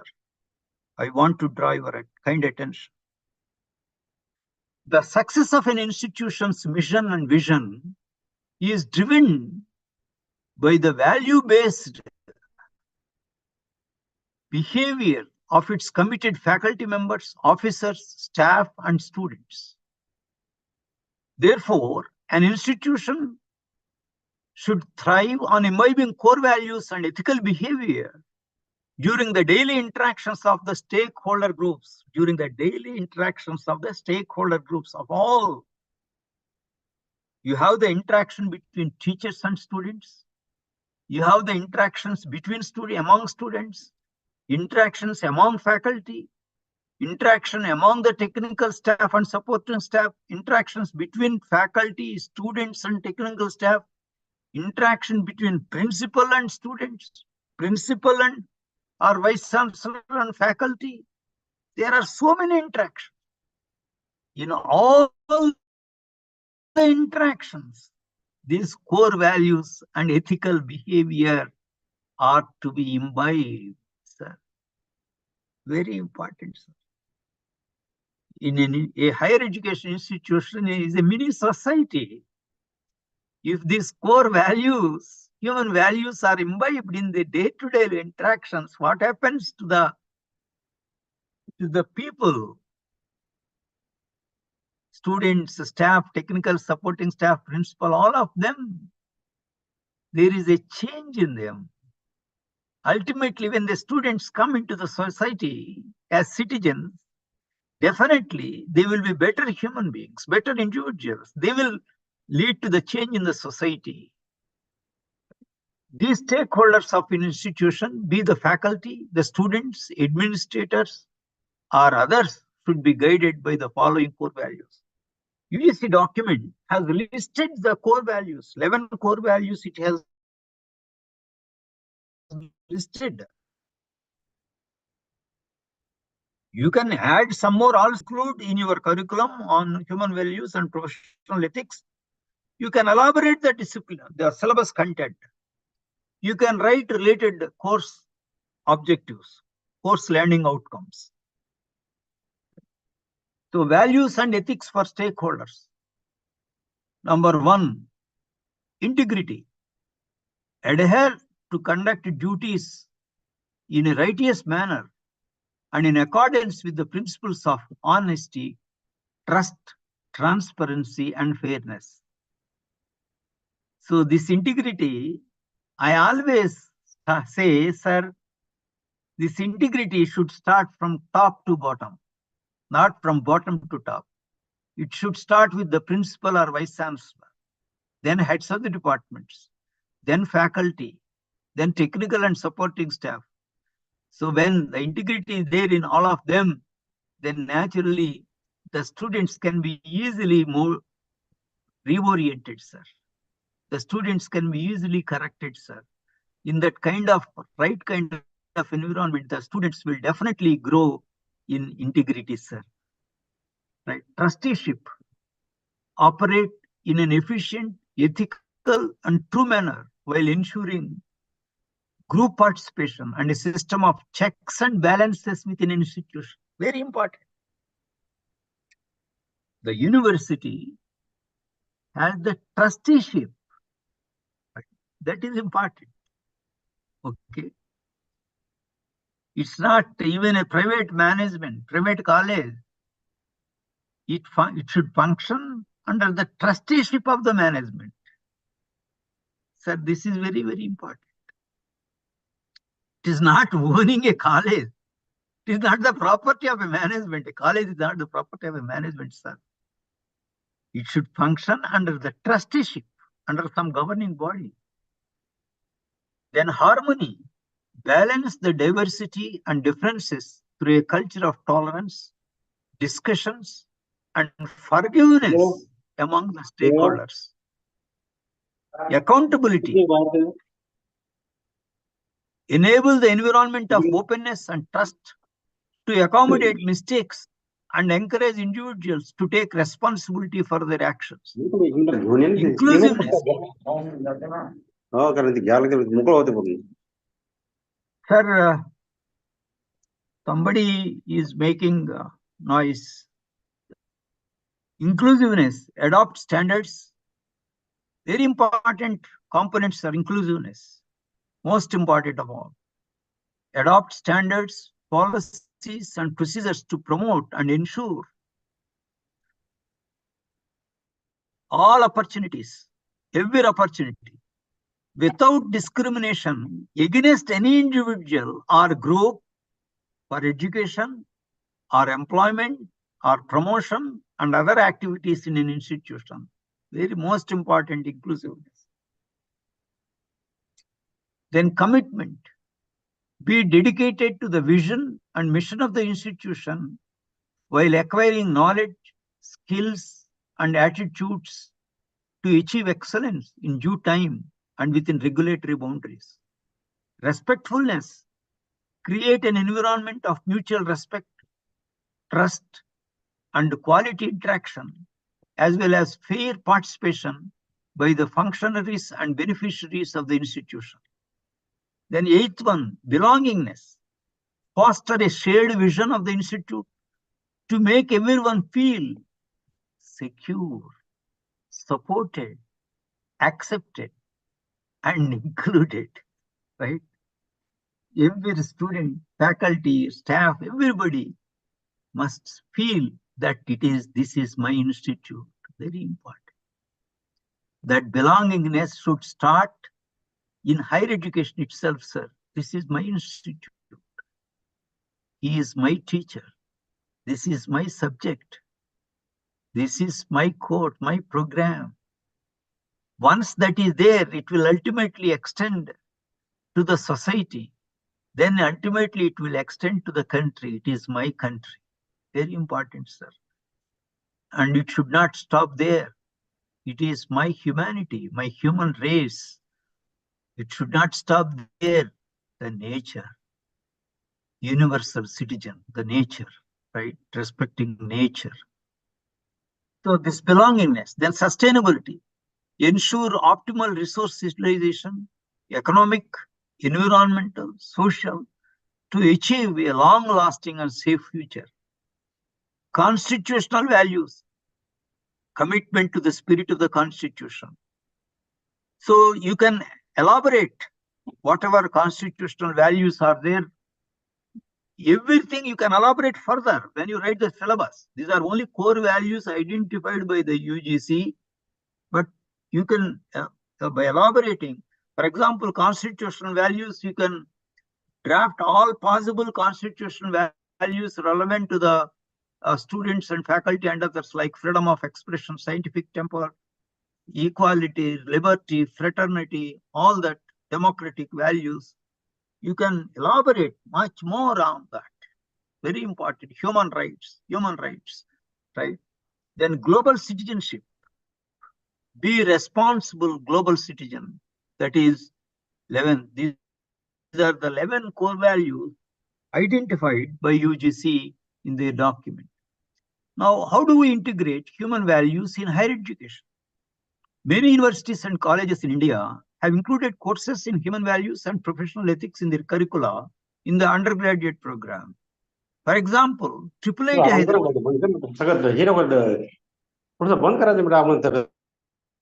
Sir, somebody is disturbing again. For example, IIIT Hyderabad included 2 courses on value education with credits in the undergraduate curricula of different academic programs. UGC has given the curriculum framework of human values and the professional ethics and also pedagogy. Within this framework, all the universities and colleges in India must include courses on these important topics with credits. That is important. What about physical education courses, which include games, sports, and yoga, and courses in fine arts in undergraduate programs? I am presenting before you a model of undergraduate curriculum in IIIT Hyderabad. IIIT means Indian Institute of Information Technology. Their undergraduate curriculum includes essentially the academic programs like ECE, BTech ECE, MTech ECE, BTech Computer Science, MTech Computer Science, and then dual degree programs, interdisciplinary programs like computational linguistics, computational natural sciences. These are some of the academic programs, examples. So all engineering programs. Even then, they have value education, lecture hours 2 hours, tutorial 1, value education 2 again in 4th semester, lecture hours 2, tutorial 1, 2 credits, total 4 credits. So the pedagogy, because I said that I was associated with IIIT Hyderabad for 2 years, right? So as consultant, then I went into all micro details. The pedagogy was essentially debates and group discussions on contemporary issues related to the core values, the contemporary issues. Besides the lecture, the tutorial hour is essentially devoted to the discussion, group discussion, debates, right? That is the pedagogy employed in IIIT Hyderabad. Then arts, tutorial 2 hours, no lecture hours, tutorial 2 hours and practical 2 hours, credits 2 in first semester, tutorial 2 hours, practical 2 hours, credits 2 in the second semester, right? Then sports, practical 2 in first 4 semesters with 1 credit each. That means total 4 credits. So therefore, total 12 credits out of 161 credits, about 7% of the total. This is a model. Definitely it is a good model. Even in engineering programs, it is core. All these are core courses, not elective courses. The model implemented in IIIT Hyderabad is also implemented in some of the universities in India. However, this is important point. In some of the universities and colleges, activities in sports, value education, and ethics are implemented without assigning any credits. This is wrong. When no credits are assigned, the students will not take the courses seriously. If you do not give the credits for value education, sports, games, etc., that means you are not treating them at par with academic subjects. We don't mean that you should give so many credits. Out of 161 credits, only 12 credits. Only then it becomes holistic education. Otherwise, it is only fragmented education. You are meeting the need of academic cognitive domain, essentially, and to some extent psychomotor domain. Affective domain is not taken care of unless you include value education and professional ethics, right? So training of body is not taken care of when you train unless you train them in physical exercises, games and sports. Very, very important. Training of mind, body, and secular spirituality. All these 3 must be included in higher education. Only then it is holistic education. Otherwise, it is not education at all. Right? It is some information, some knowledge, that's all, not education. Courses in fine arts are implemented in programs in arts in many universities and not in engineering and science programs. NSS and community service. The above programs are implemented in most of the universities. In some universities, the activities are implemented more seriously, involving all the students, at least for 1 year during their study of 3-year or 4-year courses. Here, I must quote the example of community service in Gandhigram Rural University, in which I served as a faculty before joining NIT Warangal as professor. I worked there for 12.5 years. So as a faculty, I experienced what is community service. Every week, 1 afternoon is allotted to do community service related to our discipline or related to education. Education is a common discipline, school education, right? Or nearby schools. There the schools are related up to +2. Related to your subject, you can go to the community service every afternoon. I adopted a primary school in walkable distance. So I trained my 3 students. I did not know Tamil. I trained my 3 students who are good in Tamil, BSc chemistry students. And then through them, I organize activities for the primary classes in science. They enjoy. They used to wait for us for every Wednesday afternoon. We also used to wait for a Wednesday afternoon where we can enjoy organizing activities for little children and see their blooming faces. And then once in every semester, there used to be a 6-day camp, Monday through Saturday camp in village. we have to select a particular village and then do. So the community service means not cleaning and all those things related to our discipline of knowledge, related to the needs of the community. So even in Gandhigram Rural University, there are disciplines like cooperation. So they will work for cooperative functioning of cooperatives, well-being of cooperatives in the cluster of villages, right? So helping the cooperative movement like that, they used to do it.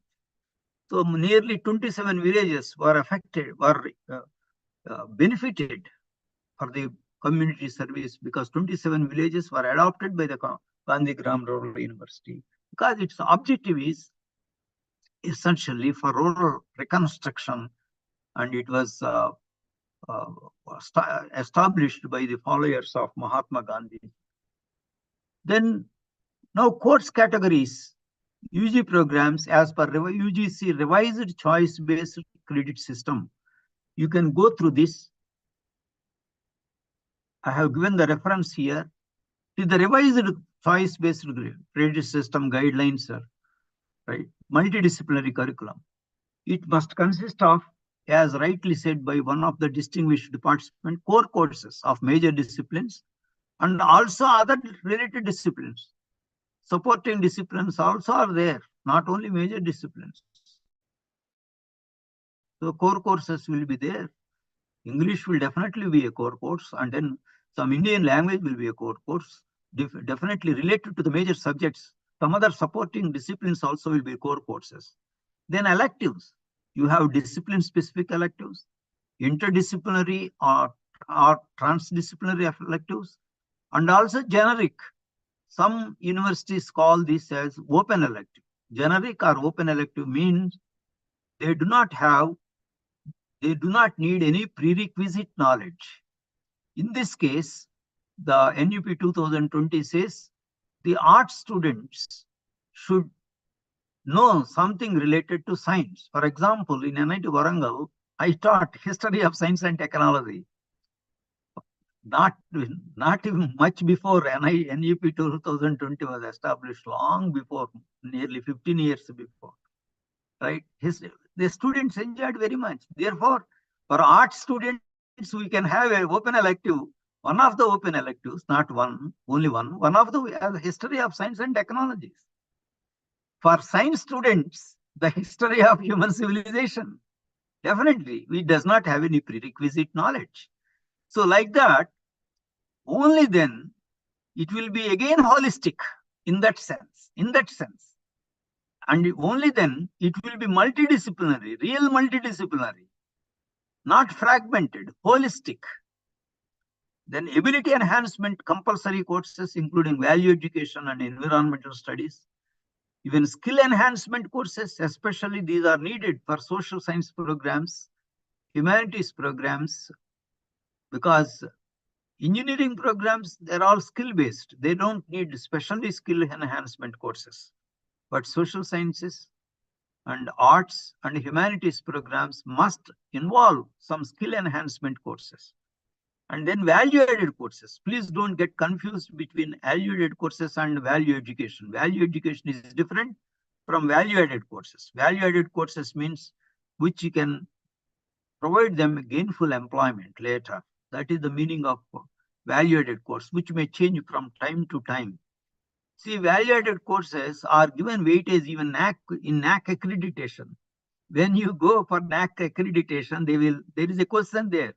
What are the value-added courses which you have introduced into your curriculum during the past 5 years? Because they do accreditation, give accreditation based on the past 5 years data. And you have to show evidence. You cannot simply say that. You have to show evidence, minutes of the meeting, minutes of the academic council, all that you have to see. Show that documentary evidence must be given. Then summer internship of about 8 weeks. Research project in case of 4-year honors degree with research for 12 credits.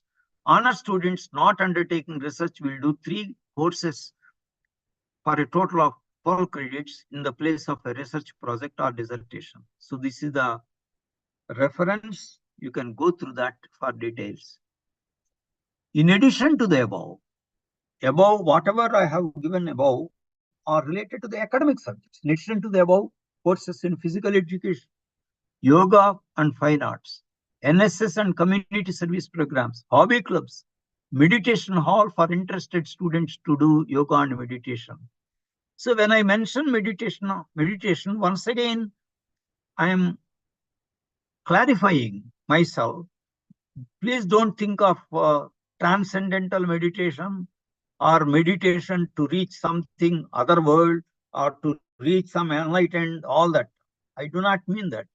Meditation means the word, meaning of the word which I use here is only to quieten the mind and to understand oneself, to reflect upon oneself. That's all, right? There is no other kind of meaning when I use the word meditation, because meditation is trainings and all that, right?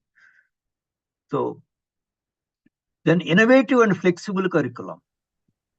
A flexible curriculum is the curriculum that can adapt to the changing needs, interests, and the abilities of the students and the learning environment. It is a student-centric curriculum. While core courses, as distinguished friend has said, while core courses and mandatory courses are continued, there is a greater flexibility in the elective courses, which are offered as per the choice of the students. In other words, the elective courses offered may change every year depending upon the interest of the students in that batch. New elective courses are introduced in the curriculum based on the latest advances in the major disciplines and their relevance to the needs of the students.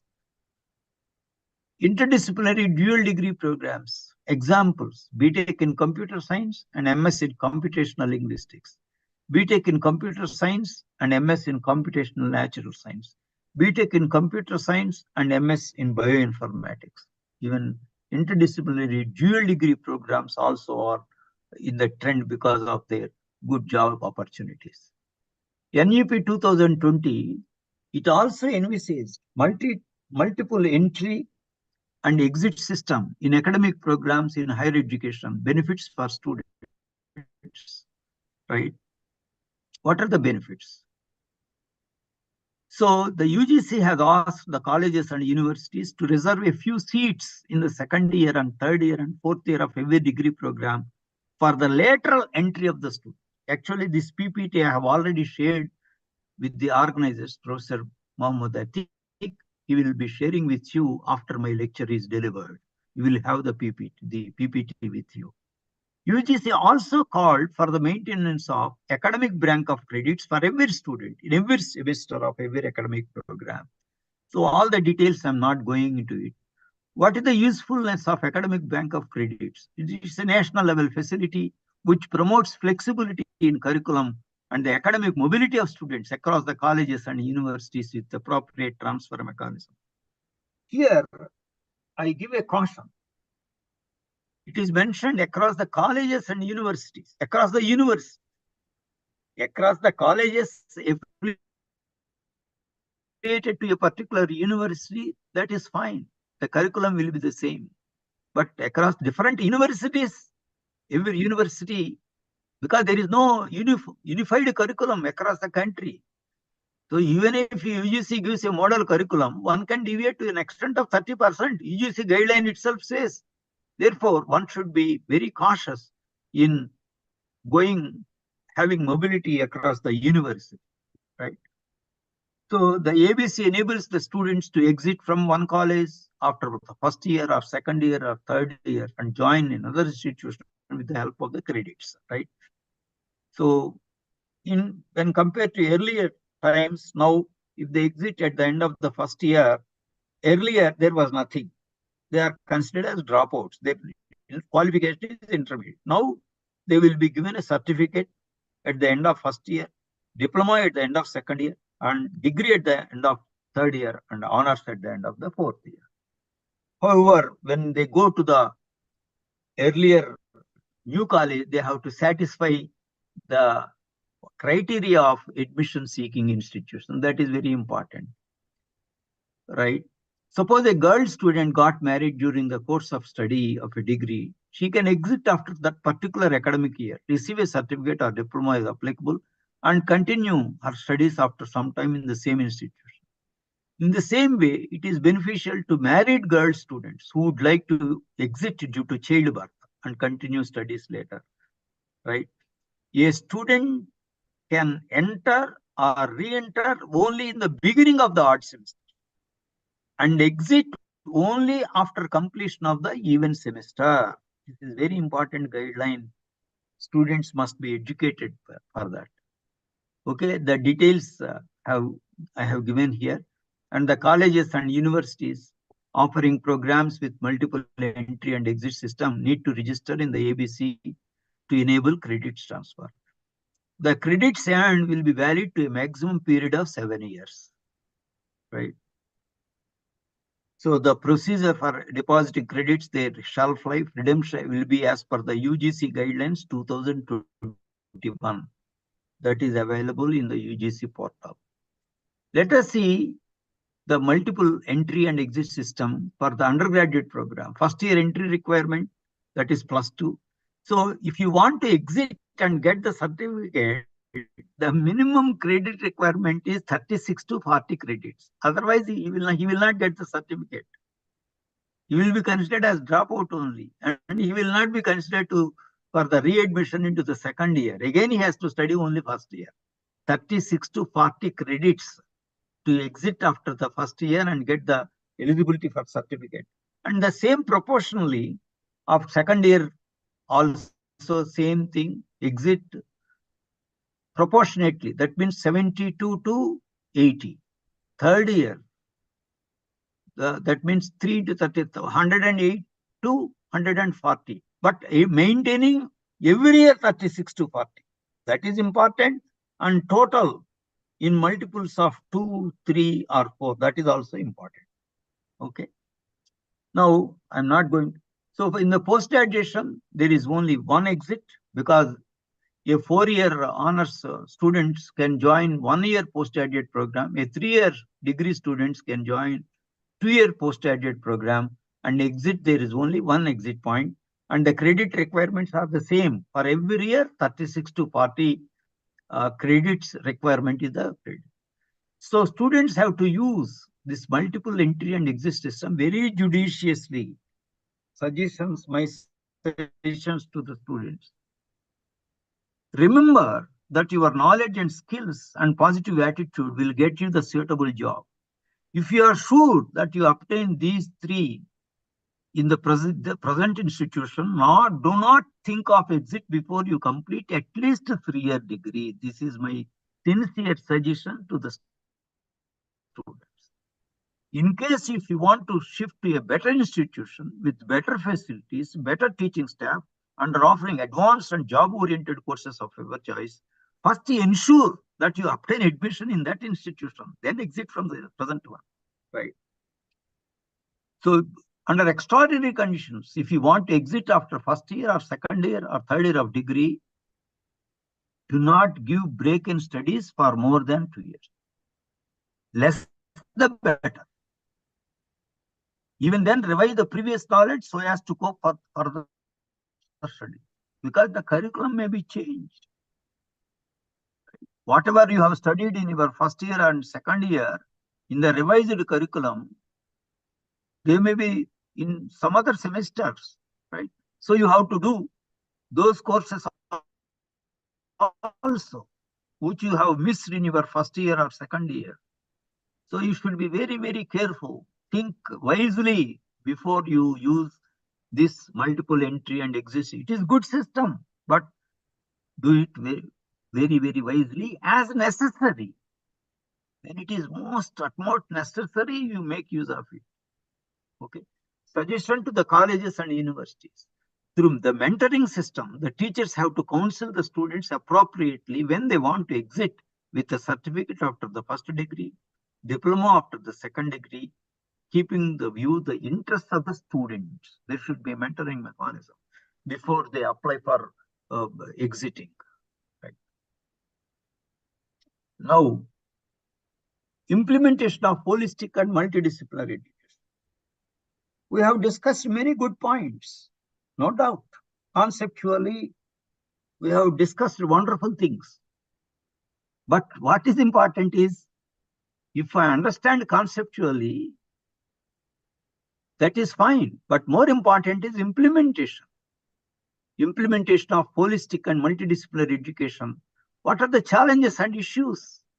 Only when we know the challenges and issues, we can think of ways of overcoming them. The first challenge is recruitment of the qualified and competent faculty who are well trained and who believe in holistic and multidisciplinary education. Very, very important. Most important, I consider faculty. So, and you have to attract recruitment of qualified and competent faculty means you have to attract the best minds as teachers in higher education, as Dr. Sarvepalli Radhakrishnan has mentioned. Even Angela Merkel, former Chancellor of Germany, used to attract the best minds in the society as teachers by offering them the highest salary packages. When with the similar qualifications, the doctors, lawyers, and engineers used to ask why teachers with the same qualification are paid the highest. Why not we? The answer from Angela Merkel was, because you are all taught by the teachers. Therefore, they deserve the better packages. All doctors, engineers, lawyers, all are coming from educational institutions only. Only best minds are attracted to the institutions. You will be coming out as good citizens and there will be a harmonious society. That was the answer. Therefore, whether it is a government college or private college, in the same country, with the same qualification and abilities, competence, there should be same salary package in the same country. Though it is a concurrent subject under education. So definitely, once the pay commission is announced, then even the states are also, along with the center, have to implement that, right? So I am extremely sorry to state that the higher education is being taken over by private sector. Already many colleges have been taken over. Now many states have opened the doors for private universities. Therefore, government is shirking its responsibility and then transferring its responsibility to private sector. And we know the differential salaries between government and private. So that is the biggest challenge in the country facing, right?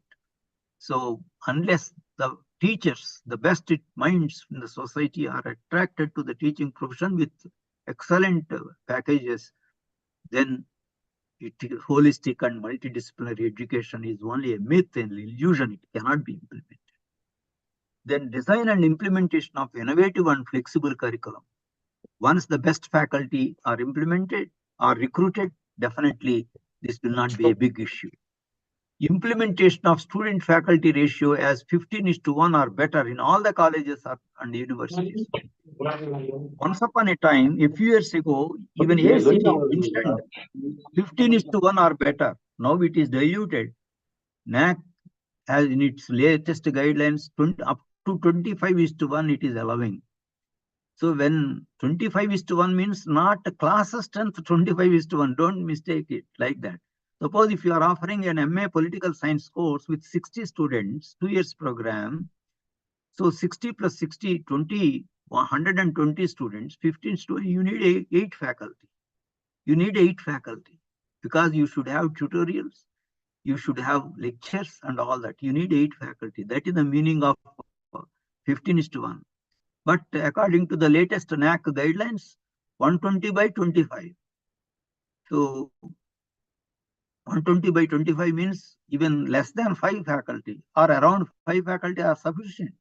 Instead of 8 faculty, 5 faculty. See, IIT's faculty-student ratio is 10:1. Central University's faculty-student ratio is 10:1. NIT's faculty-student ratio is 12:1. Then how you can say that Other colleges, especially the private colleges, they can have 25:1 for accreditation purpose, for consideration of accreditation. Is it not? That means one extreme is 10 IITs and another extreme is 25. Is it not? Can it be justified? Can it be justified? Is it not a very big challenge and issue in implementation of holistic and multidisciplinary education? IITs can implement, central universities can implement, NITs can implement because they are getting good salaries, they are attracting the best faculty, and their faculty-student ratio is better. But most of the students are studying in the private sector. So when we say the implementation, it should be in the majority of the students should be benefited, not a few students in isolated institutions of excellence. That is wrong.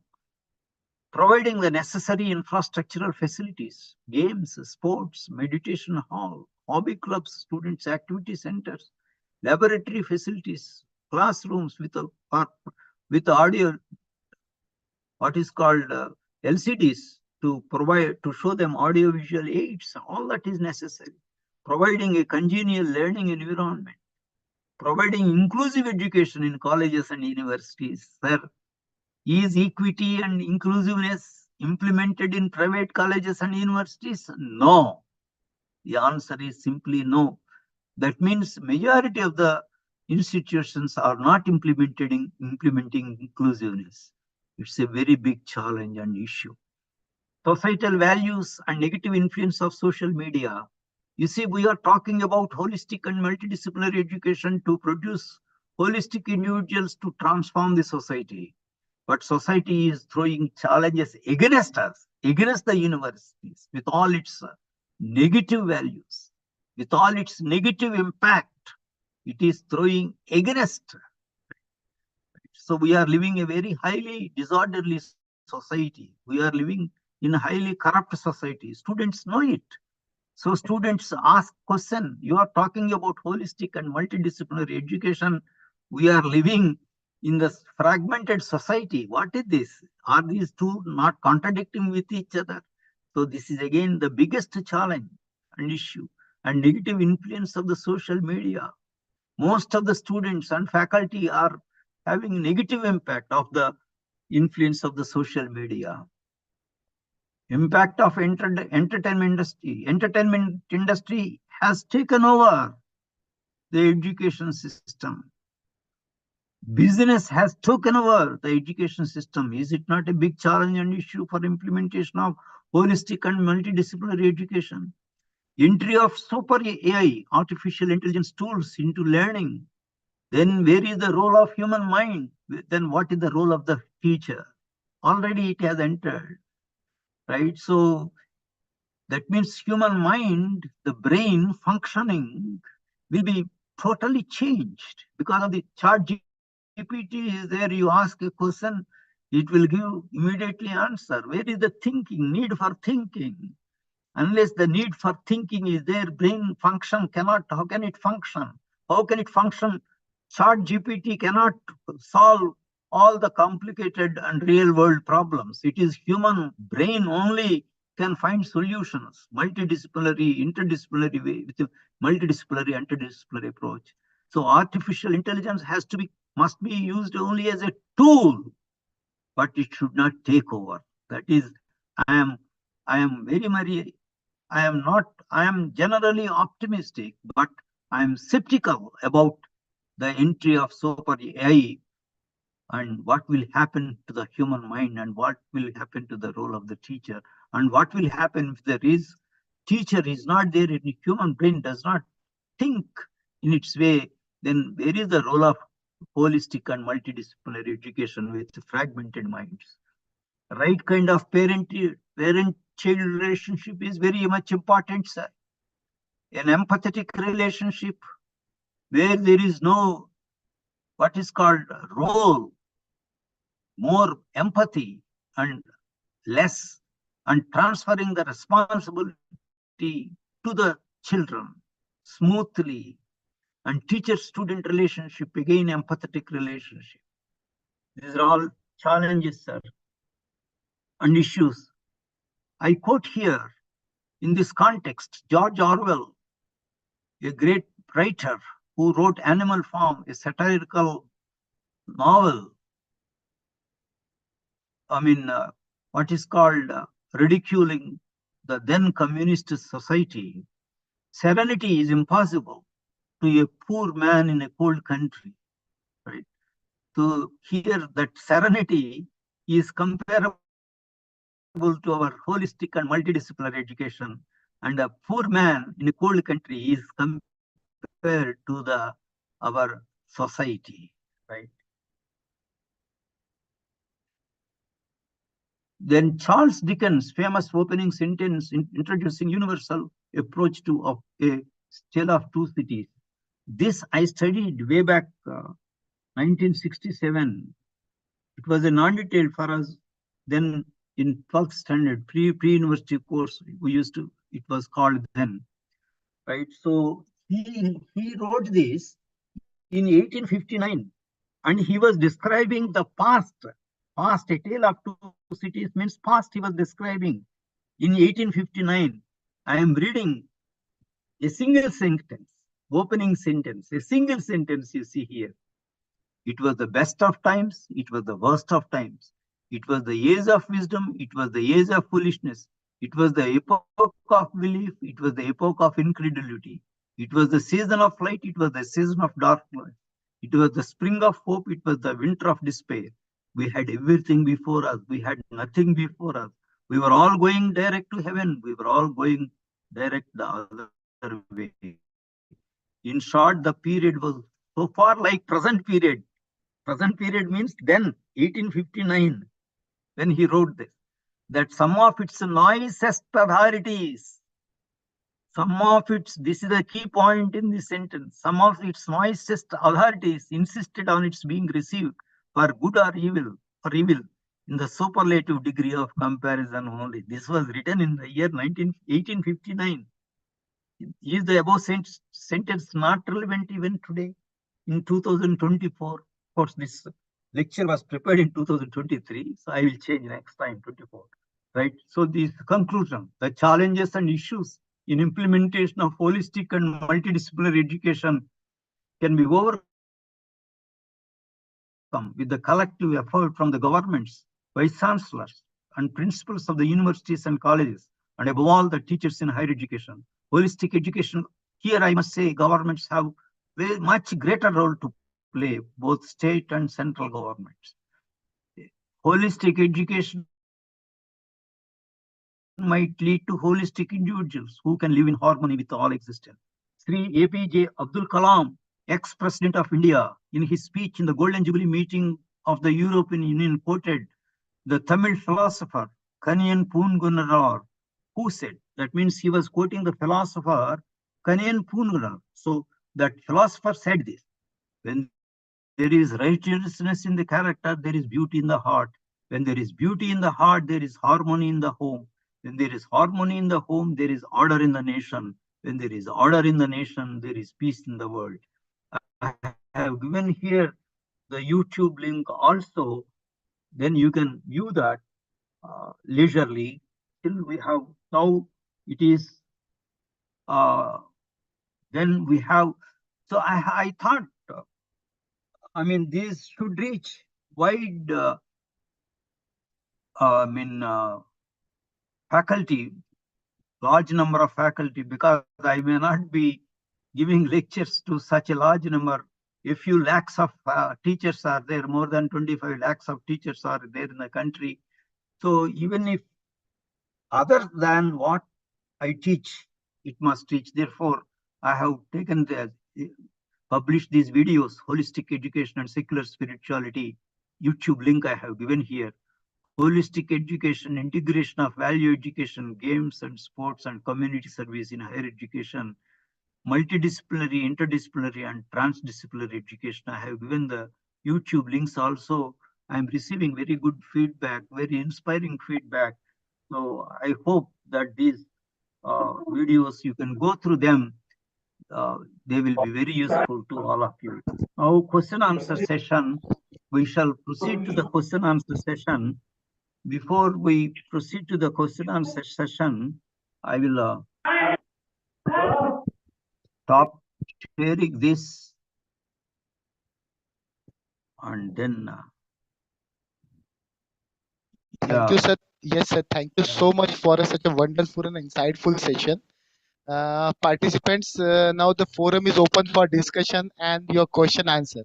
If anyone has any kind of queries or the question or whatever may be in your mind, you can share on this dais. Professor Appa sir with us. Please, anyone.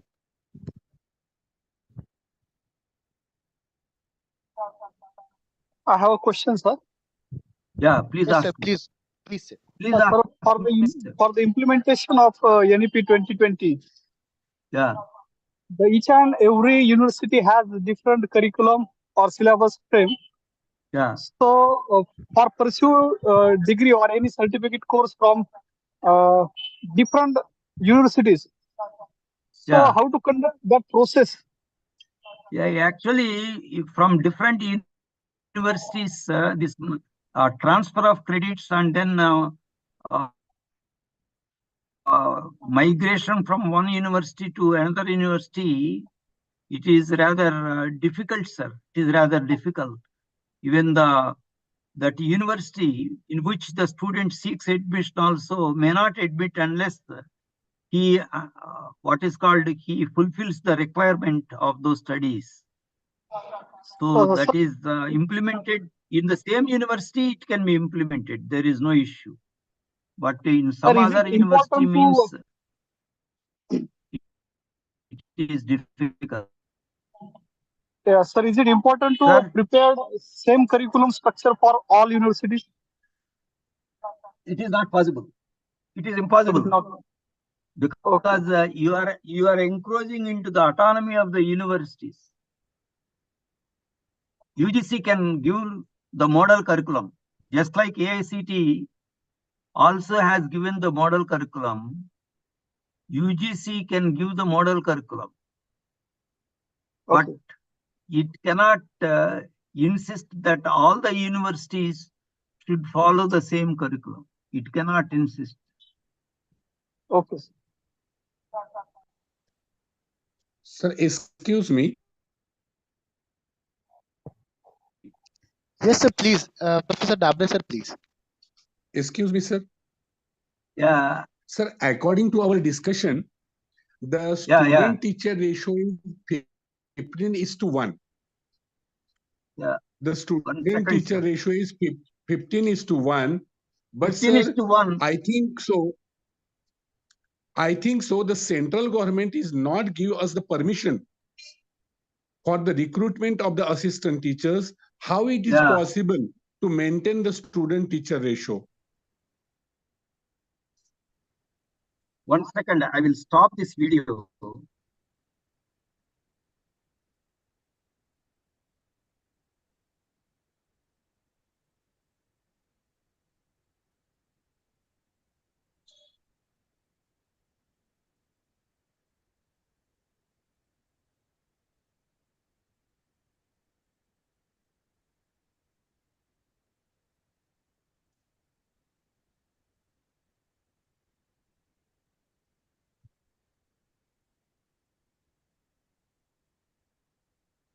I'm coming back to this.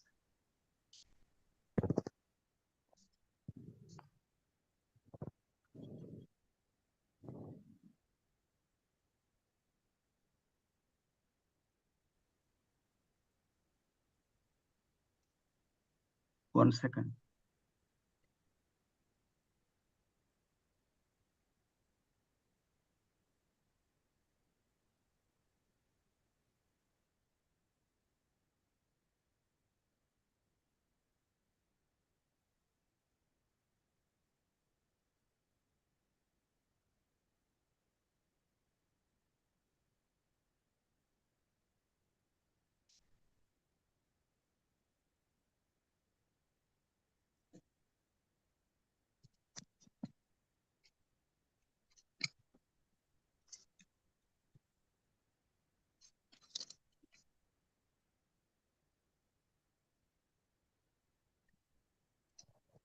I think Professor Appa sir has been disconnected. Yes, he is connected with us.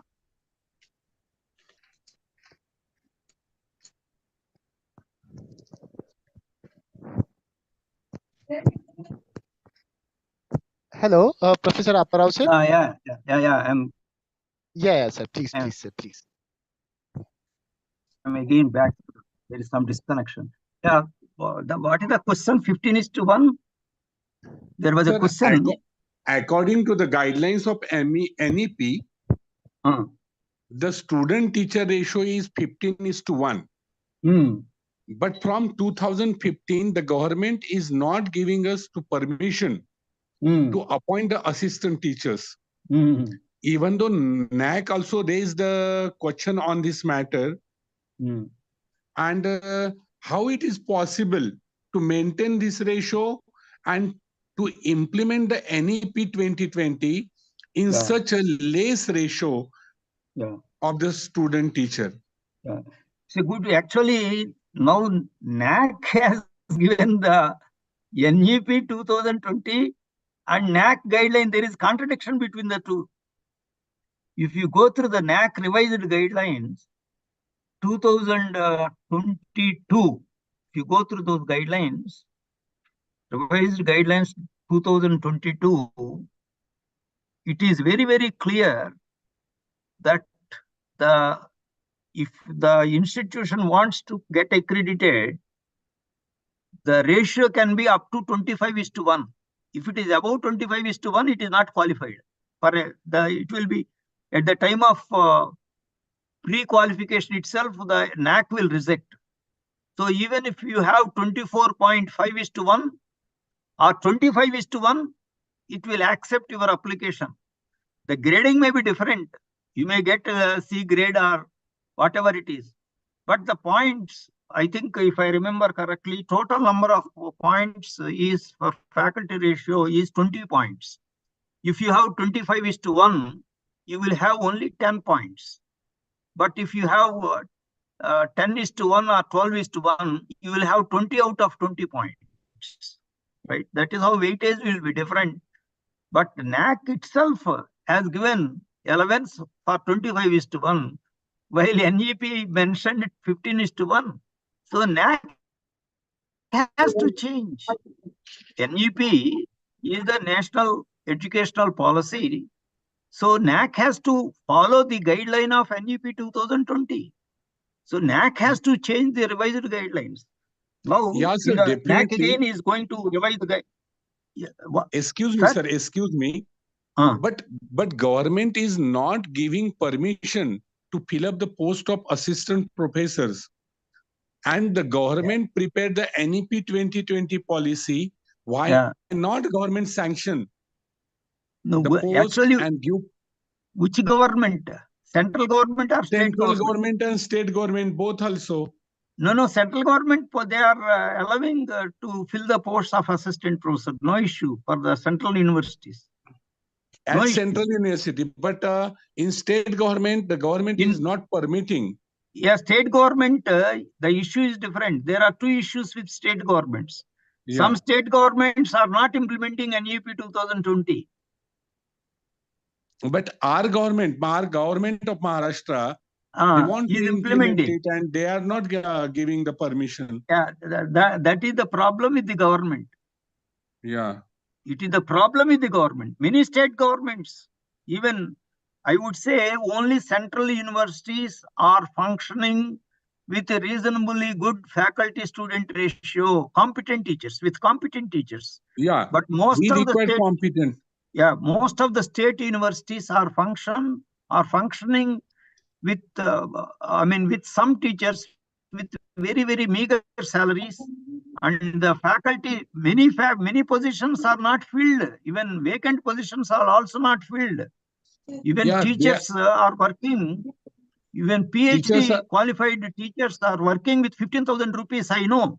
I have evidence. They are working on a contract basis or clock hour basis. Yeah, or clock hour basis. Yes. This is the intellectual exploitation of the teachers. Yes. Who exactly. This, I totally agree with you.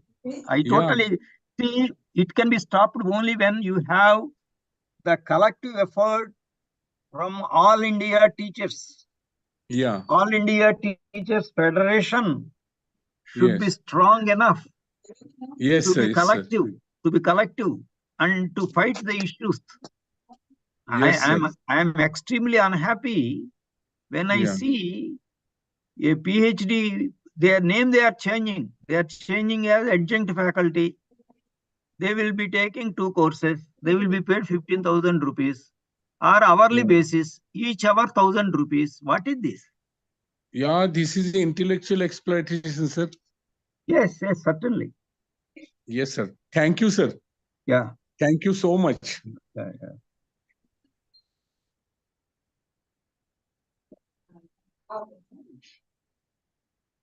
Any other questions, please? Yes, participants, is there any another questions?